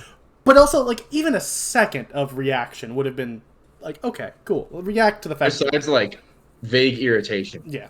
It's like, they're at it again. And I feel like, more irritation that they won't stop than they started in the first place. Yes. Yeah. And you're like, all right, cool. At this hour? Yeah. Yeah. We cut back to Chewie, who finds a hockey stick. And he's playing some hockey for a little bit. I think at first we actually cut to the scene he's playing basketball, and then finds the hockey stick. And then starts just playing hockey on the ground and breaks a light on accident. And once again, just really funny small details. He's like sweeping up the glass with the hockey stick, and it's just like, okay. And then not work. Yeah. And then once again, another beautiful shot that in so many other movies would have been a jump scare, but in this movie, because the cinematographer / director didn't decide to go full jump scare with it, we have like a really pretty reveal that like with the flickering light that Jason is behind him. Yeah. And like maybe it doesn't feel like a jump scare because there's no like music cue, like no I guess, audio cue. Yeah, like. But yeah, he's just there, and it's once again really pretty because like the way the light hit him and it's in the back. Like, once again, just I love the cinematography. When I noticed it, sometimes I would just be paying attention to the story and I didn't notice it. But there was a couple times where I went, "Oh, that's really pretty," and this was one of them. And then Chewie continues to be really funny, and he tries to hand him the hockey stick because it'll complete his outfit. And Jason apparently doesn't like hockey though; he just has the mask. So he doesn't take the hockey stick, and he throws Chewie to the ground. I'll wait till after we get to the end of the kill. I have some fun facts about this kill. But yeah, so after he throws him down, he eventually kind of picks him up, and they're at the words are escaping me. The place where like you do work. In a garage? Workbench? Yeah, a bench. A workbench. Workbench was what I was looking for. Couldn't remember it. The place you do work. I don't know what that's called. But yeah, so at the workbench, he grabs a screwdriver and stabs him through the neck. And he starts like choking on blood and stuff. Now for the fun facts. Chewie's actor, who I forgot his name now, but we mentioned it earlier. Aaron Yu. Yes. He recently had just had surgery, like I think for appendicitis. So he had stitches in his stomach still, and they were a little worried about like something going wrong there. But he was like fully dedicated, like, and he like asked Derek Mears, who played Jason, like, "Hey, like, can you throw me?" And Derek was like actually throw me like for this scene. And he's like, "I mean, I could, but I'm not going to."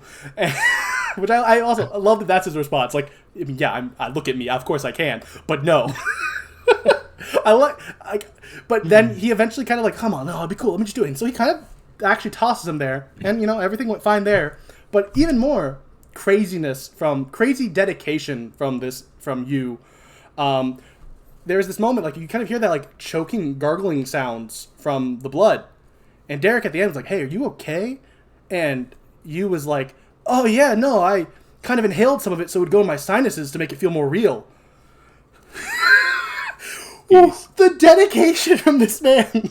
What a wild man. He is a mad lad for sure, and I respect it, and I love it. That's impressive. Yeah, it was just like, wait, what? He like literally could have like drowned himself in fake blood for the sake of the art, and like he just went for it. And they're like, all right, good for him. Dude. I mean, he's fine. Like, he ended up being fine, but still, He could not have. Yeah. Now we have Jason, Jason starts walking up towards the house, I guess, while Trent and Bree are still playing harmonica. I think it's one of those shots where we see it through, like, the window from Jason's point of view. Then Jason cuts the lights, and Trent, rather than, freaking out about the lights being cut out, is just pissed off that Clay is here. This man, who has now cheated on his girlfriend, is mad that this guy is even here. Not like he's just immediately like, I was just with Bree, but that's all right. You brought him back into my house. How dare you? And he's kind of just yelling at him like, why is he here? And then they kind of try to tell him what's going on, and they kind of try to settle down a little bit. But Lawrence realizes as this is happening, and they're kind of everyone else is freaking out, that he has to go find Chewie because Chewie never came back. And Lawrence is a real good friend. And Lawrence and Chewie, they are a good bro relationship. They are a bromance that I respect, and it's nice to see. They kind of tell him, Clay tries to tell him, hey, don't do it. What are you doing? And he's like, no, I'm gonna go get him. Something about how you'll never know what to expect with me, which once again doesn't really come into play at all. He just says it, and it felt like honestly kind of a weird line there. But yeah. You'll never know what to expect with him. And I'm like, you're gonna die. That's what I'm expecting, and it does happen. But whatever. So he heads to the garage / shed area thing, whatever it is. It's a shed, yeah. And he goes in there and he kind of walks around, kind of looking at the wreckage a little bit, and he sees the freezer, which has a little bit of blood on it, and he very nervously opens the freezer to just see some cool meat, just some meat. And then we get like a recreation of like pretty much every other Friday the 13th movie with the random character that somehow falls down from hanging as Chewie falls down and hits him in the face. Also, this is just pure speculation, but knowing who the cinematographer is, I wonder if this freezer scene was like an homage to Texas Chainsaw Massacre, where they have one of the like girls is trapped in a freezer. That's just a thought. It might not be. But hey, I'm just going to throw it out there to kind of make myself sound like I know what I'm talking about, because I've now seen Texas Chainsaw Massacre since our last podcast. I've watched some more horror movies, guys. I'm trying to not be the uninformed person on this show. You're reading ahead. I am a little bit. Trying to get some of those classics in so I know about them when we get to them. But yeah, that's just my thought. Maybe this was supposed to be an homage to that. Maybe not. But Jason's here now. Yes. And he starts to have like a little back and forth fight a little bit with Lawrence before Lawrence kind of gets behind a bench with it's got like a table saw on it, and he ends up stabbing him in the leg with a screwdriver, I think, or something. It was probably his fire poker he brought in earlier. Because I also forgot to mention, he gears up with a fire poker and a wok, and I love it. He has a wok shield. That is true. Yeah. And he never uses it. He just drops it before he opens the freezer. It's never used, but it's funny. But yeah, so I think he stabbed him with the fire poker and then kind of fights his way out a little bit and is able to start running away for a little bit before Jason just picks up a hatchet and throws that bad boy into Lawrence's back. Yeah, solid 30 feet, and just takes him down with it. And he's freaking out, why is no one coming for me? It's kind of a prolonged scene that's it's a very darkly comedic as he's yelling for help and no one's coming. And he's on a wood pile there's kind of drive that point I'd say the dark comedy I'm mentioning is from the way Lawrence was delivering lines. I can't die like this, please, someone. It kept going to the point where it was dark, kind of comedic. It wasn't laugh out loud funny, but it was okay, all right, he's just a little bit bitter. And inside, I mean, it was definitely intentionally, as long as it was, because I think the characters mention exactly what Jason probably was planning. Clay straight to up use says, him as bait. Yeah, they try to I think Trent is about to go outside to help him, and Clay's no, you can't, because and it's true, because after no one comes to help him for a little while, Jason picks up Lawrence and throws him down, and so hard that hatchet that's in his back comes all the way through to his chest, out his chest. Yeah, out the other side. And it was beautiful. And then in a part of the scene that I'm not crazy about, because this Jason felt so human, to go back to a part of Jason that I've before defended as not caring because it's Jason and whatever. He kind of just teleports on top of a building. He does do that. And maybe there was a shot at one point where it's a little longer, so it's more believable. But he goes from killing him to immediately on the roof above them. There's a man on the ground, and now he's on your house. Yeah, and it's okay, I don't mind. Once again, my flaws with this movie don't take me out of it. This is a flaw. I did not like. I defended him teleporting in past movies because we were at the point with Jason where I didn't care. He was that far gone. It was fun. I didn't care. I was oh, whatever. He's a zombie at this point. Who cares if he teleports? That was my thought process at that point. But now I'm wait, he's just a human hunter dude for this whole movie, and now he's on a roof in 2 seconds. And I'm just take me out of it, but no, yeah, it didn't take me out of it, but it did have me go once again, like I said earlier, my flaws with this movie were I want to point them out because they're there and this to be fair, but it didn't take me out of this movie. I went, oh, he's on the roof. Didn't. Okay. All right, cool, we're inside now. Yep. But it is definitely wait, why? that it doesn't fit this Jason especially. This Jason has felt very grounded. So Yeah. except for when he's teleporting to roofs, then he's literally not grounded. He is on a roof. Literally as not on the ground as one could be. Yeah. And then everyone just kind of looks around the house for maybe a beat too long, but maybe not. Maybe it's building tension. And once again, it didn't feel like that too long while watching it, but looking back retrospectively, I might go, might have been a little too long as they kind of just all, like we cut back and forth, each character looking around. Maybe we could have only had Bree looking around because she was the one who ended up finding him.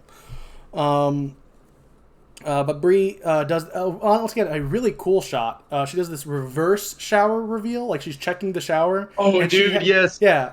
She has the moment of like, Back the okay, curtain. cool, he's not here. And then immediately gets grabbed because we see him. But then we see him, yeah. Yeah. Once again, just beautiful. I don't know if that's direct. I don't know if that was the director or the cinematographer who chose to do the shot that way, but it was great. Whoever it was, credit to them. It was amazing. I mean, I guess it could have been the writer too wrote that in. Who knows? But but then he grabs her and kind of the actress on the Crystal Memories Crystal Lake Memories documentary that goes over the whole franchise. She mentioned like how her character kind of ends up dying like 3 times because she's basically suffocated by him before he impales her on these like antlers to hang your towels on, which like if the suffocation didn't kill her, the antlers definitely did. But spoiler alert, even though she's already dead at this point, there's 2 other moments. 3 times later. Yeah, she's gonna get shot and thrown out of a window onto a car later. So like she gets to die. And her character Chris will basically do dies all of this. 4 times. I will get shot 3 times and thrown onto a car. No. Yeah. Oh yeah. Well, she doesn't get up, so there's no, motivation for me to need to reenact this stunt. That's a good point. There's no hypothesis. Oh, you know what I'm really looking forward to? Spoiler alert for people who watch this podcast or listen to it. At some point, maybe this year, wink wink, it's this year, we're gonna cover Texas Chainsaw Massacre. And oh boy, are there moments in that movie that I can't wait to try to tell Chris he has to do. Yeah, now we cut to Officer Brack, who he's back, baby, and he shows up. He drives up to the house. He's the cops that got called. And once again, I guess actually kind of fair to the character. Kind of surprising. He didn't write off Clay calling him as just as him overreacting. I feel like in a lot of other versions of this story, they might have done that. And I kind of like that he didn't. He's like, all right, cool. Because Clay did say, I'm Clay, this person at this house. Come get... I'm reporting a homicide. Like, I mean, yes, you want to take reported homicide seriously, but I am a little surprised that we didn't get like an inept cop who just never showed up. Yeah. I mean, as you mentioned before, I think maybe it's established that he hasn't been looking for Jason intentionally. That's fair. Or, well, he hasn't been looking for Whitney intentionally because he maybe knows that Jason's out there. Yeah, that's definitely a possibility. It's an interesting theory. Okay. Then after he shows up, he walks up to the door, and Jason's also here now, and he pokes him through. Once again, a beautiful shot. He pokes him through the eye and through the door, and we follow the camera like on the other side of the door. Like it's an unrealistic shot. It's not possible to do it in a real world, but for the sake of a movie, it's awesome. As the shot goes through his head, through the door, into the other room that we're in, and it's like, okay, that was cool. Yeah. What is this? Oh yeah, okay. Then we cut to Trent, who finds a gun and he starts showing 0 trigger discipline. Like he sees some shoes in his closet, so he shoots where the body could have been if there was a person in those shoes. He hears a noise behind him of Bree falling off the antlers, so he repeatedly shoots through the door, not knowing who's behind there. Which, once again, this is actually one of the deaths that the actress for Bree claimed would have killed her, but actually where he's shooting is above where she is at this point in the scene, so actually she only dies 3 times. This would not be a death for her. This gunshot would have went over her head. But yeah. So then after that, they open the door, find Bree's body isn't there, and then they start to head outside. And this is another, I guess this isn't a fun fact, but just a fact. While they're like, shooting the scene of them like escaping through the house now, like, oh crap, we need to get out because Bree's dead. Because apparently that's the moment where they realize they need to leave. But all right, they go down the stairs and they start walking out as Trent is like clearing the room, like he's walking backwards with the gun, like looking at the camera as they're walking the other direction. When one of the times they filmed this, obviously not in the shot we got in the movie because we would see it, he accidentally backed up into Danielle Panabaker, knocking her into the window, and she got a cut on her chin as well as a concussion. So, not a fun fact, but she seemed relatively not mad about it now. Talked about how she now always has a scar to remember Friday the 13th. So, yeah. Wow. The real dangers of shooting this movie. She got a serious concussion and, a cut on her chin. So that's really the Macbeth of our generation. Yeah. Sure. Now they're outside and they head to that cop car. Trent, tries to make a call to the other cops. They don't get an answer before. Jason throws Bree's body onto the car, and we get a, final girl-esque scream from Trent. Yeah. That's beautiful. And this causes Trent, Clay, and Jenna to start running away, but they do split up. Trent goes one way, and Clay and Jenna go the other way. Okay. Oh, sorry. I have notes in my margin. And I was trying to see if this note was relevant now, but it's a post going through this discussion for a while note. So sorry for that pause there. So yeah, they start running away, and we follow Trent for a little while as he runs away, and we get him to wave over this truck he sees. Sorry, there's this truck who almost hits him off the road, and then the truck driver sticks out his hand and waves him over, and you're like, what is this? What's this big reveal? Who could this be? Yeah, because the face is obscured. Yeah, we just see a hand, and at first your brain goes, is this a character we've seen already? Is Jason driving now? Like, dude, yeah, that's the video. Yeah, but no, it's a random old man. Yep.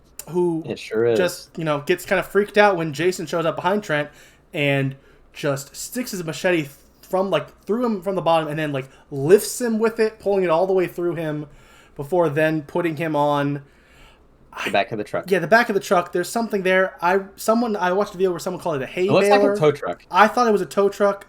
Someone else called it a hay baler, but it didn't look like a hay baler when I Googled what a hay baler was. So it's like you attach it to a skid steer or whatever to pick up hay bales with. It's a big fork. Okay, so it is kind of... I guess the guy was kind of right. But yeah, so... Yeah, he stabbed him through that. So he also kind of gets a cool double kill. He's already dead from that machete, but then he double taps him by throwing him onto the back of his truck, which is a very cathartic kill for the definite secondary antagonist of this movie. We're definitely not supposed to like Trent. Dude. And we were waiting on this kill for so long. Yeah, no, it's as much since the gas station. Yeah, as much as I think Trent did such a great job that I enjoyed him being this character, he needed to die. Which is a testament to his acting. Yeah, credit to Travis. Yeah. Trent was amazing. Now I gotta go back and rewatch Transformers to see the evolution of this character art. What made him who he is? Yeah, why is he like this? What did is it Sam Witwicky? Is that Shia LaBeouf's character? Sam Witwicky? Yeah. What did Sam Witwicky do to Trent to make him into this? Yeah. Then we cut to Jenna and Clay, who, once again, this is not a flaw I noticed watching this movie because I just was enjoying it at this point, but my dad pointed out to me when I rewatched it with him today that somehow Jenna and Clay are just back at the campsite that previously it took either a car ride or a motorcycle ride to get near, which I had a theory that could explain away the flaw, which, to be fair, still a flaw, is maybe going through the woods, it's a quick run, but roads, it takes a while. That's definitely a possibility. There are areas where it's like that. But also, to be fair, that's me trying to fill holes that are just there. It's a hole. It's a plot hole. They get there way quicker than they should have. And also, unless that my theory is right, it would have also been a plot hole when Jason showed up earlier, because he shouldn't have been able to get there that fast. Unless he can teleport, like we see that one shot. So maybe he just teleports. So who knows? Well, I guess the Occam's razor solution is just that, it is within walking distance, but it's just more convenient to ride your motorcycle. Yeah. But Could be it. It might be a Maybe flaw. not. Once again, I like pointing out if the flaws are there. Hey, some people, which we'll get to, hate this movie. So I'll point out the issues that it has, I guess. The issues I at least see. Then they get to the cabin and they hear Whitney, who's screaming for help. And also you go, oh yeah, she's in this movie. And they go into the crawl space and they see a wheelchair, which I guess, hey, maybe that's a reference to Friday the 13th Part 2. Remember Mark? He was there. Mark, wheelchair bound. Yeah, he was in a wheelchair. Maybe he was a victim. Yeah. At some point. Maybe that happened. Maybe that movie is part of the canon of this movie. It could be, I guess. Who knows? Whatever. But yeah. I definitely hear the thing. They show the shot of the wheelchair like it matters. They want you to... It's at least supposed to be an Easter egg where you go, oh, I wonder if that's the wheelchair from Mark. Like, that is what they wanted me to do. Yeah. And you know what? Credit to them. It worked. I went, oh, is that Mark's wheelchair? We did go, oh, is that Mark's wheelchair? Yeah. I remember.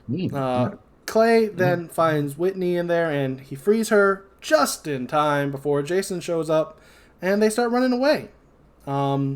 And they kind of can't find an escape for a little while before they do. Just kind of find a hole they can push their way through. And first goes Clay, then goes Whitney, and then lastly, here comes Jenna. And oh my goodness, they killed the final girl character. She seemed like a final girl, and they killed her. Machete right through Jenna. The chest. Which, once again, I would argue, a really good homage to that first Friday the 13th. We all thought the final girl was going to be, I forgot her name, but she's in like one scene. But like she's once again, maybe it wasn't intentional, maybe it was just to subvert expectations, but maybe it was an homage to Friday the 13th Part 1. Or I guess just Friday the 13th. You don't call the first one Part 1 typically. But yeah, so Whitney is now dead. And Jenna is dead. Whitney is alive. Clay and Whitney, they escape to this abandoned bus that's on its side that they get into somehow. Like, it happens. Maybe they went through the back door. Maybe they went through the escape hatch. I don't know. They're in this bus. The tunnel is, like, built up into it. Yeah. You know? It is. Yeah. Which, like, it's more so I don't understand how that bus got there is more my point. Like, how did this bus, that's my thing is, how did the bus get to these weird tunnels and stuff? Like, what? Okay, sure. I mean, it was a summer camp, right? Jason just dragged it over there. Jason just dragged it over there? Yeah, sure. But yeah, so then this bus now, I mean, they're only there for a little while, but Jason tries to grab Clay before they can escape, but he gets, and then he grabs Clay and he smashes him into a window. Yeah, his head into a window multiple times. Yeah. A few windows, yeah. Oh, well, I guess Clay's dead. Yeah, you think, oh, Clay must be dead. Then Jason goes searching for Whitney, who's hidden. Not very well, because he does find her at the end. He just kind of looks over like, oh, you're here. Then she kicks him, and he falls down in a hole. Once again, I don't know where this hole is that because they're at the back of the bus, and it's a hole. Like, I guess the window's knocked out. No, that's where they came up. They came up from. Once again, what did they come up in? He dug the bus has been there abandoned, and he just. He made a tunnel into the bus for some reason. Sure, okay. That, you're probably right, but it just I was confused about. It doesn't make any sense. Yeah, I was for a movie that I think did a really good job establishing what like setting we were in for most of it. This bus feels like so undefined. I'm like, wait, what are we doing in this bus? How is this bus here? Maybe that's just me. I mean, it's possible that it's like maybe it's like an open. Since he's a hunter trapper. It's near one of the lines that he's got set up because he's got like all the different bells and all the different bells ring depending on which line pulled. Yeah. So maybe that's near one of the spots that has a bell and he can just pop up from his tunnel and Sure. Yeah, maybe a bow, maybe who knows. Throw a hatchet at him. He can kill in a lot of cool ways. That would be where my brain But yeah, so she kicks him into that hole and then he tries to grab her, but she's still able to kick him again and escape. And then we find out that Clay's still alive once she gets out of the bus. He's like, I'm here. And you're like, oh, okay. Why did we have that, like, really quick fake out death that we immediately undid, like, immediately? But all right. So they start running away. I think. What was that? I lost my place. Here we are. They do start running away. They do start running away, yeah. They run away, and we cut to them arriving at the barn that Donnie worked at. And Clay looks around as Whitney hides, and then he's kind of just stops at this window, and we get like a recreation of kind of a combination of a couple different spots. One from, I feel like it was supposed to remind us of the time where Jason grabbed Tommy Jarvis in 4 and like pulls him through the window. He grabs him in a very similar way. But I also felt like there was a little nod to, I believe it's part 7, A New Blood, because he's holding this it's like a curved hook that you hold in your hand. Huh? A scythe? It might be a scythe. It's a hand scythe. It's a hand scythe. He's holding it. Trent, no, there's too many characters in this gosh darn movie.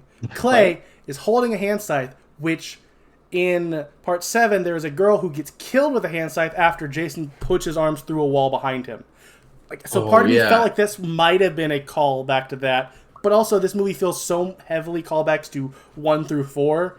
It probably maybe it was an accident. Or they're just in a farm and there is a hand scythe. I mean, sure. That is a farm tool. I mean, sure. But also, I don't see hand scythes that often every time you go look at a farm setting.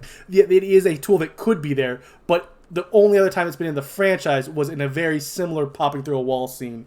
So, sure. Yeah, so Jason grabs him. They get a little fight back and forth, which... one of the first times I feel like in this series where we get a back and forth fight where it feels completely realistic because we have 6'5" Clay or 6'4" Clay going up against 6'5" Jason. Where I'm like, no, that's believable. No, Clay could take him. I believe it. There's definitely a chance that this fight's not one-sided. So after the wood chipper gets turned on at some point during this fight, and Clay is about to get his head stuck in this wood chipper by Jason, when Whitney remembers that she has her superpower of looking like Pamela Voorhees, so she starts pretending to be his mom. And it works. He just immediately like, oh, Mom, okay, sorry, I shouldn't have killed him. My bad. And she starts walking towards her, and that gives Clay enough time to grab a bear trap and like run it on his shoulder blade and close it, I believe. And then also throw a chain around his neck that Whitney throws the other side of the chain into the wood chipper, which starts pulling him up because it's the chain is wrapped around, so it like hangs him for a little bit. Or over a raft, yeah. Kind of call back to 3, I believe, the barn kill in 3 where he gets. Yeah. Oh yeah. Where he gets hung. Yeah, he gets hung in the barn. But unlike that movie, this time it breaks, so he falls down. He immediately like one of my like favorite scenes of like Jason specifically. The way he pops up from this rubble, like he's about to kill them. Like, it is in the ferocity he pops up from the ground here. I'm like, oh my. And then he takes a 2x4 and nails Clay with it, knocking him down. But before he's able to get to Whitney, the chain pulls him back. Like, it's just like it's like a dog, like trying to, like an angry dog, like get right before they get to where they want to get to. The chain stops, and then it starts slowly pulling him further back. Go closer to that wood chipper. His head's almost in it when Whitney gets him to turn around by saying, Jason, tell your mom hi in hell.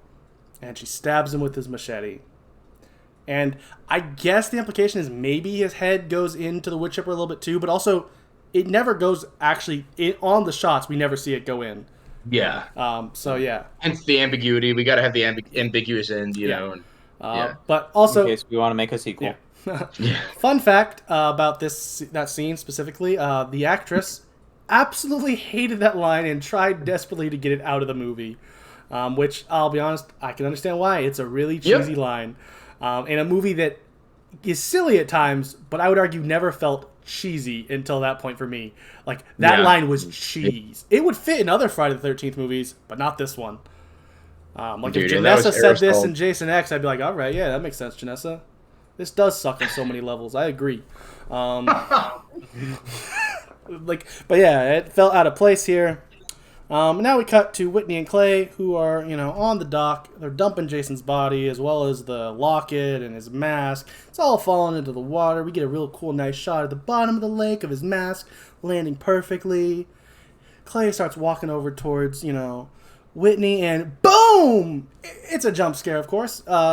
Jason pops up from the thing, from the dock, under the dock, and he grabs Whitney, and we go to credits. Yeah. That's the Friday the 13th, that's the Friday the 13th 2009 reboot. remake. Yeah.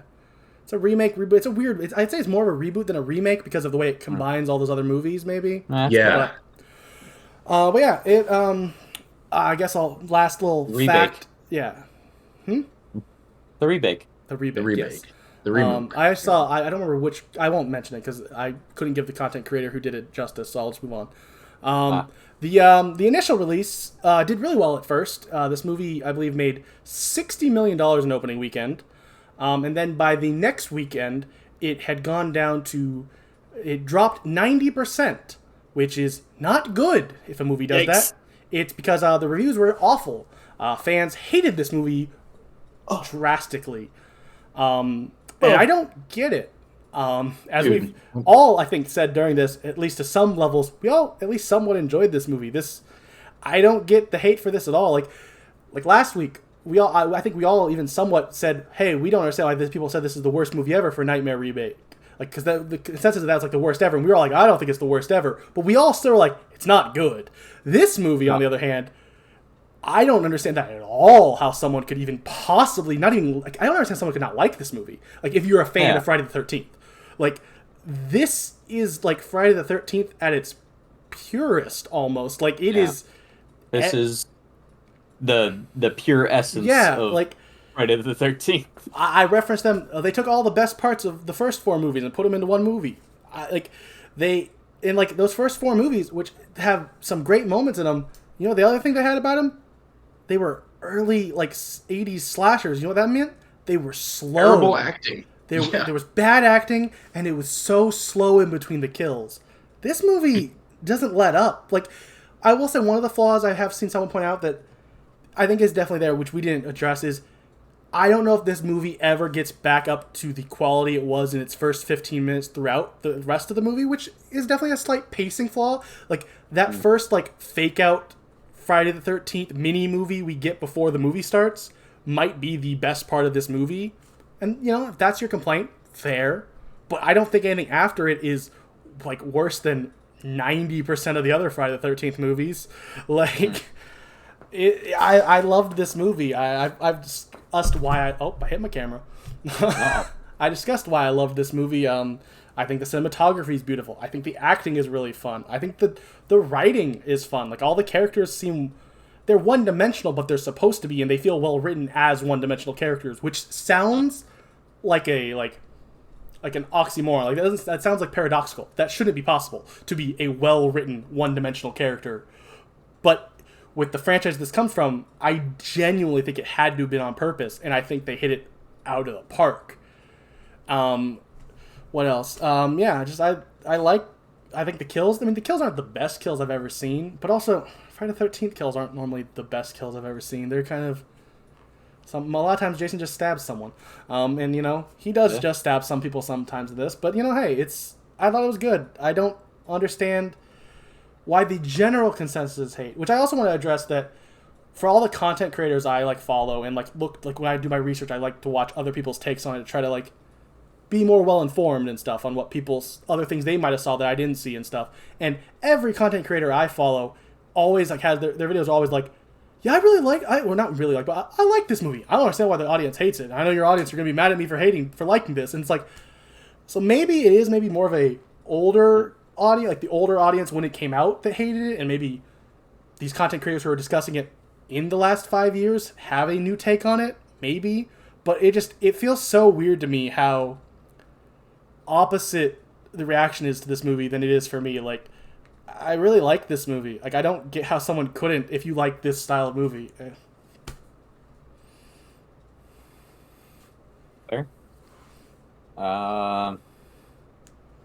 Yeah, I mean, I enjoyed this movie. I also don't really understand how anybody who is a fan of this franchise could dislike this movie. It really doesn't make any sense to me. I mean, I guess maybe I could see that, like, a weird sect of people who watched the original Friday the 13th movies and were like, now this is art. This is high art. And those people are wrong.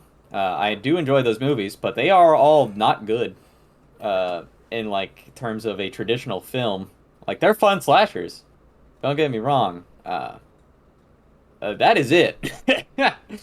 um, and I feel like this movie captured the essence of what Friday the 13th is, and like kind of reintroduced a lot of the tropes of Friday the 13th, but not in like such an overtly like, haha, this is, what you know and love, like Jason X did, which was also funny because it was so like ridiculous.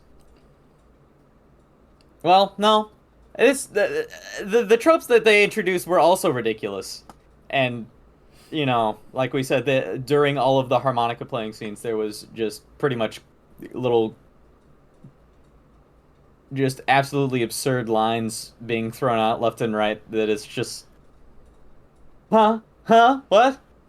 Uh, but in the best of ways. That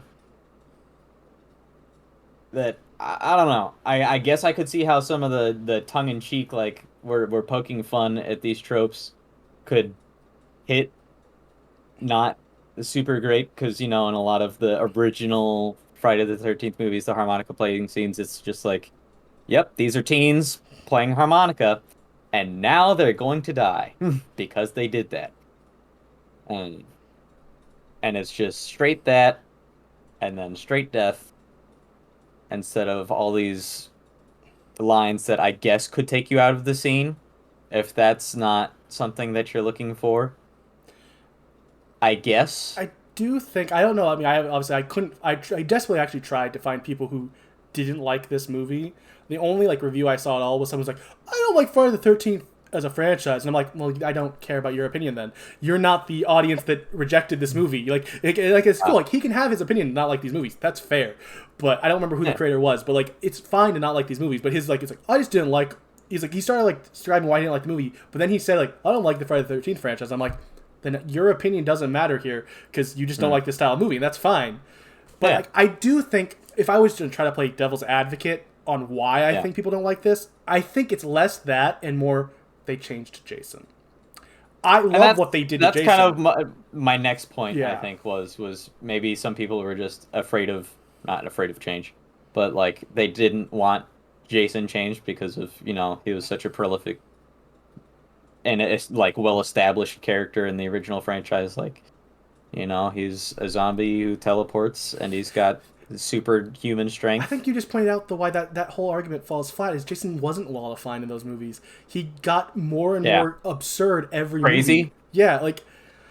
Yeah, I mean. Or like. In this movie, for the most part, he is a well-defined. He is a hunter-gatherer, and he like traps, and that's how he captures his victims. And he's good at what he does. And one time he teleports. But yeah, no, I would agree. I like this new take on Jason. I don't think it's bad at all. It's a fresh take on Jason, and it's done well in my opinion. And I would say overall, I had a very good time watching this movie. Very entertaining. Is it a masterpiece of filmmaking? No. Is it probably the best Friday the 13th movie? In my opinion. Yeah? Yeah, I think it is. Spicy takes. Yeah, hot takes on the street. So the best part is, I would say, I might disagree, but you know what I'd probably put as my first? Jason X, which the fans also hate, so who cares? Yeah. Who cares what the fan base wants? I mean, realistically, I feel like I want to be part of that fan base because I do love these movies. But like, if the consensus is Jason X is bad and I don't like the reboot, I'm like, those are my like two of my favorites. Like, I also love 4 and 6, and like those are considered like great ones by like everyone, and like they're fun. Like 4 is like the best of those original 4, and 6 is fun. So like I get it, but like Jason X is hilariously bad, but like on purpose, but not like it's, for example, like for people who might watch this someday later, it's Thanksgiving 1 bad, not Thanksgiving 3 bad, where they went, let's try to be as bad as possible. Haha, weird, funny. This was, let's make this movie that's it's not going to be art, but we're going to try our best. And they did. And like this movie, though, I'd actually even maybe somewhat disagree with your statement of this isn't a masterpiece, because like I pointed out, the cinematography is masterful in this movie. Like if you want to go like as an art film, yeah, the dialogue might take out like someone who wanted to watch a art film, but if you look at some of those shots, they're beautiful. I wasn't wowed by him, but I'm also jaded, and I've watched a lot of film, and especially a lot of horror, and I guess I've just seen a lot of similar shots, and I know what to expect from it, so maybe that's just me being old jaded horror man. Was it bad cinematography? Not by any means, no. It was definitely good, and there was a lot of really cool scenes, but it wasn't. I wasn't personally wowed by most of this movie, but I did have a very good time nonetheless, and that's all I'll say. Yeah, man. I agree with a lot of that, not all of it. If you just take the whole consensus thing, hearing that word just makes me itch because it is This is never allowed. it is never ever the right choice ever. And I don't know. I mean, if I think a snotty commentator might just say that it's a lot of people, it's a lot of monkey see, monkey do. People walk out of a movie and while One they're person goes, "Oh, that sucked," and the rest of the group's like, yeah, I guess you're right. Yeah, it did suck. Yes. I don't know why it sucked, but yeah. Yeah, and you see that every time with movies in this wing of the culture, um, all the time, and it's frustrating because Jason X and this movie were just objectively well done. The acting is good; it's sincere, and like Austin pointed out, I mean, uh, when you said it, I started trying to think like, okay, what is the difference between the one-dimensional characters we've seen in the crap Friday the 13th movies and these? And I think a lot of it does come down to the acting. They look each other in the eye, they deliver the lines confidently and personably and like sincerely. Yeah, and they But a lot of it feel also like is lines that people would deliver.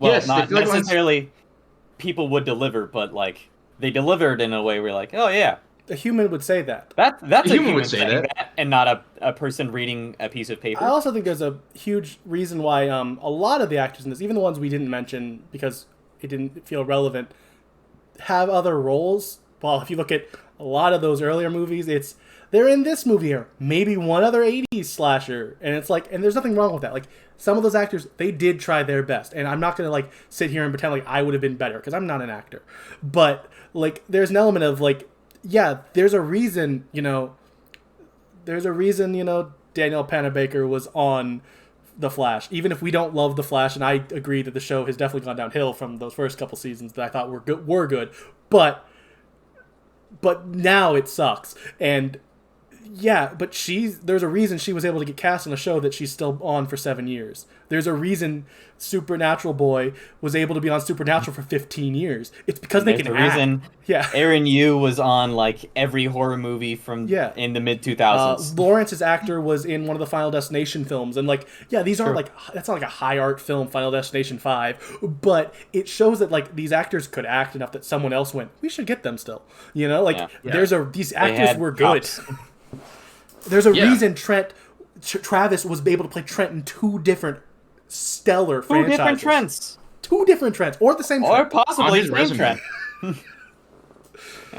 Yeah, and I mean, like kind of like Chris pointed out. I mean, I do always try and keep in mind what horror movies can be. I understand like, okay, we can make a Babadook, we can make a Shining. Like you can have, there's a certain level of quality it's good to just maintain awareness of, especially when discussing these, you know. And yeah, I'll acknowledge like this isn't that same level, but come on, like you look at the first few Friday the 13th movies, and they're a cool story about a super cool monster, and those cool elements are just occluded and hobbled by bad acting and occasionally bad dialogue. Again, far worse in the latter movies, but nonetheless, like it's low budget. It scrapes by, but we see kind of this diamond in the rough in Jason and the concept. And this movie takes that and polishes it up really well in a way that's really credible. And I just don't.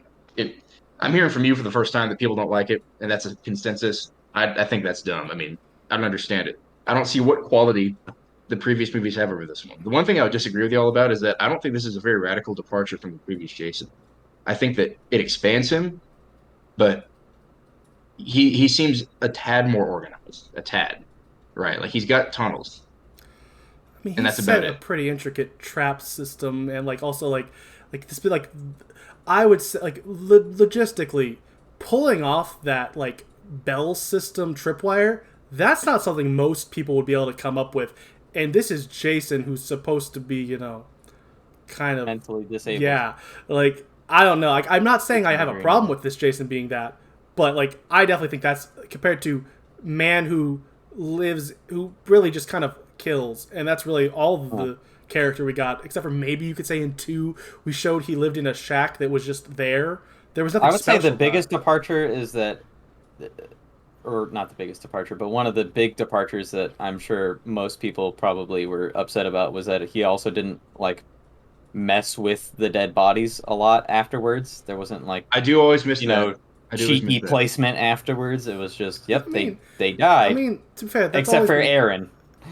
Aaron and Lawrence, not Lawrence. Sorry, Chewie. Chewie. I get a mix. It Yeah, was Chewie, Chewie. who fell at Lawrence. Like that's like the classic. He hung up a body for no reason because so someone else could be scared later, and you're like, okay, And that was the only instance of that happening. yeah, because it's stupid when they do that. But also, yeah, it didn't feel like that ever needed to happen in the first place. It was just like a kinda like precedent the- that was I set. mean, don't get me wrong. There's a charm to it, and I love Oh, this yeah. franchise, so I also love it. But also, if you look at it even like halfway objectively, it's stupid that he'd move bodies around, like or like move them. I like the body arrangement But like personally. he'd That's move, just me. I mean, that's fair. I mean, everyone can like what they like. You can hate this movie. I don't get it, but if you want to hate this movie, have fun, live your life. I can understand being a total snob, just in a universal sense, and saying, like, oh, I'm not going to watch anything lower than Kubrick, and so this movie sucks. But to say that this is the worst of the Friday the 13th movies is just you're turning a blind Objectively eye wrong.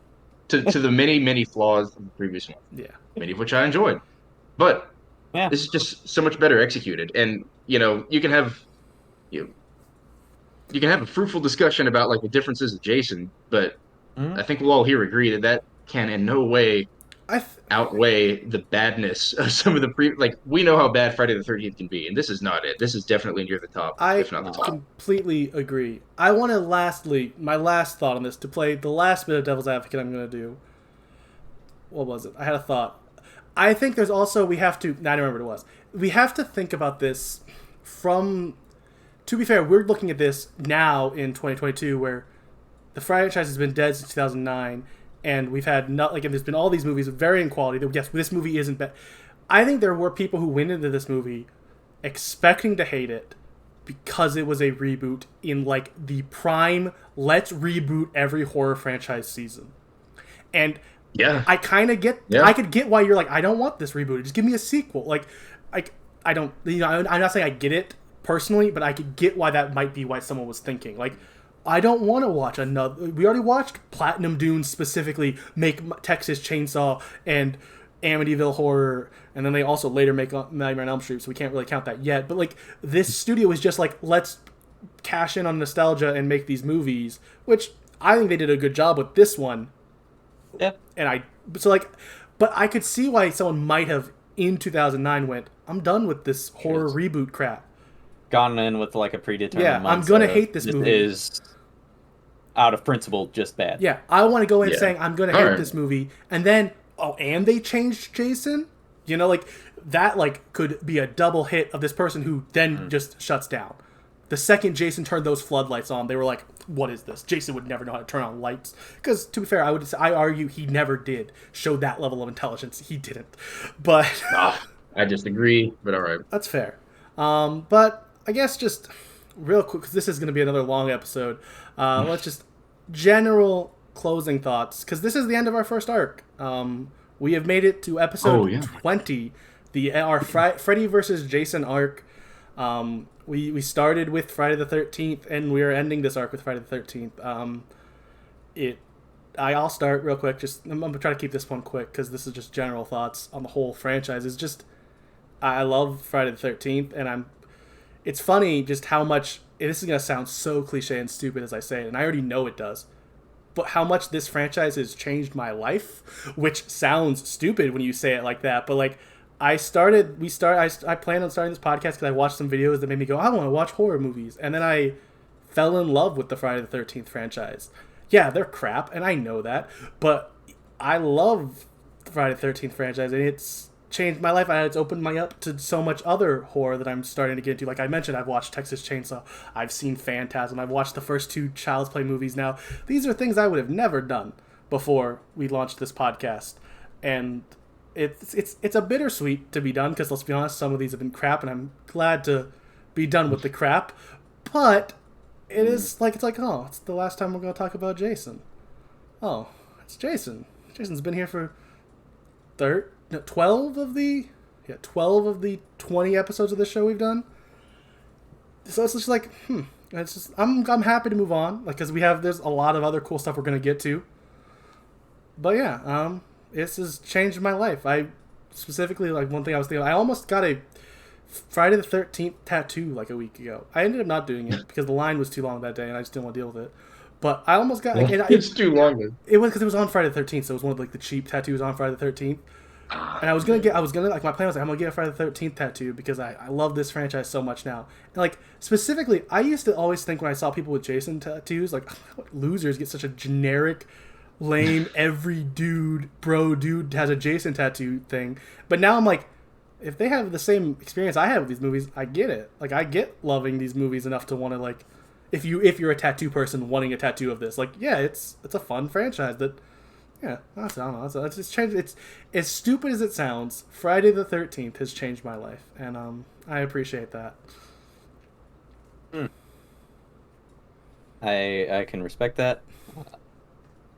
I'm sad to report it has not had as profound an effect on my life, but also I have, as aforementioned, come in a jaded horror fan. Did I enjoy a lot of the Friday the 13th movies and watching them? Did I really enjoy this last one? Yes. Am I glad to be done with it? Yes. I am ready to move on to something else. But I did enjoy my ride, although parts of the ride were very long. Yeah, it was a fun ride. It was relaxing. Well, I mentioned in our first episode that with my little brother, I have seen just about every B-list scary movie on Netflix. And the vast majority of those are not movies that I would want to watch again. And after we first got through the original like first few Friday the 13th movies, I initially had that same feeling where I felt like I don't get it. I don't understand the hype. I don't get it. This became such a cultural phenomenon.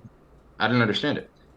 And as we started to move into Nightmare, which I also did enjoy, um, and which was an objectively better first movie than Friday the 13th, the original, it just kind of germinated and started making sense. And I don't even know if I can specifically explain why.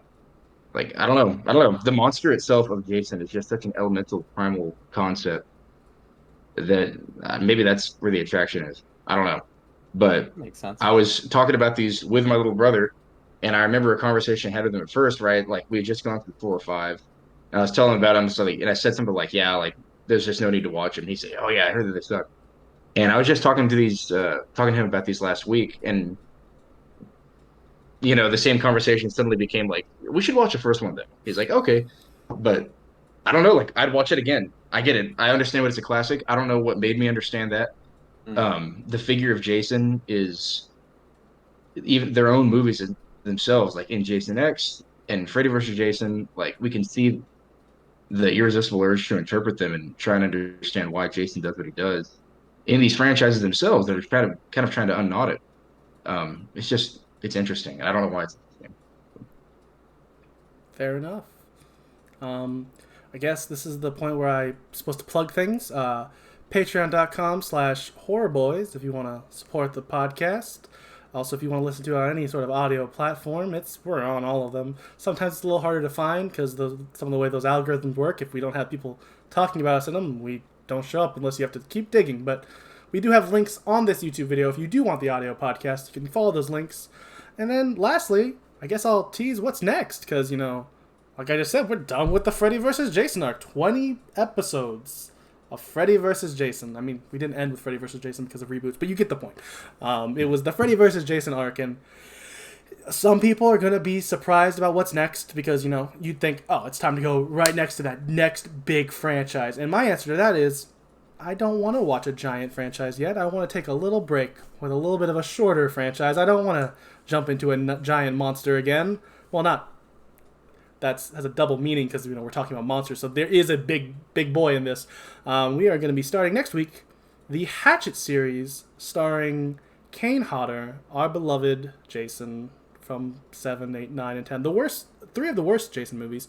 But yeah, he's a great Jason, and let's see if he's a great villain in this movie. We'll start that little mini 4-movie franchise next week. Bye-bye! Bye-bye. He said bye, guys, just so you didn't see it. This is for the In audio Star Trek. listeners. Yeah, goodbye. Live long and pray. Yeah. See y'all later. Yeah.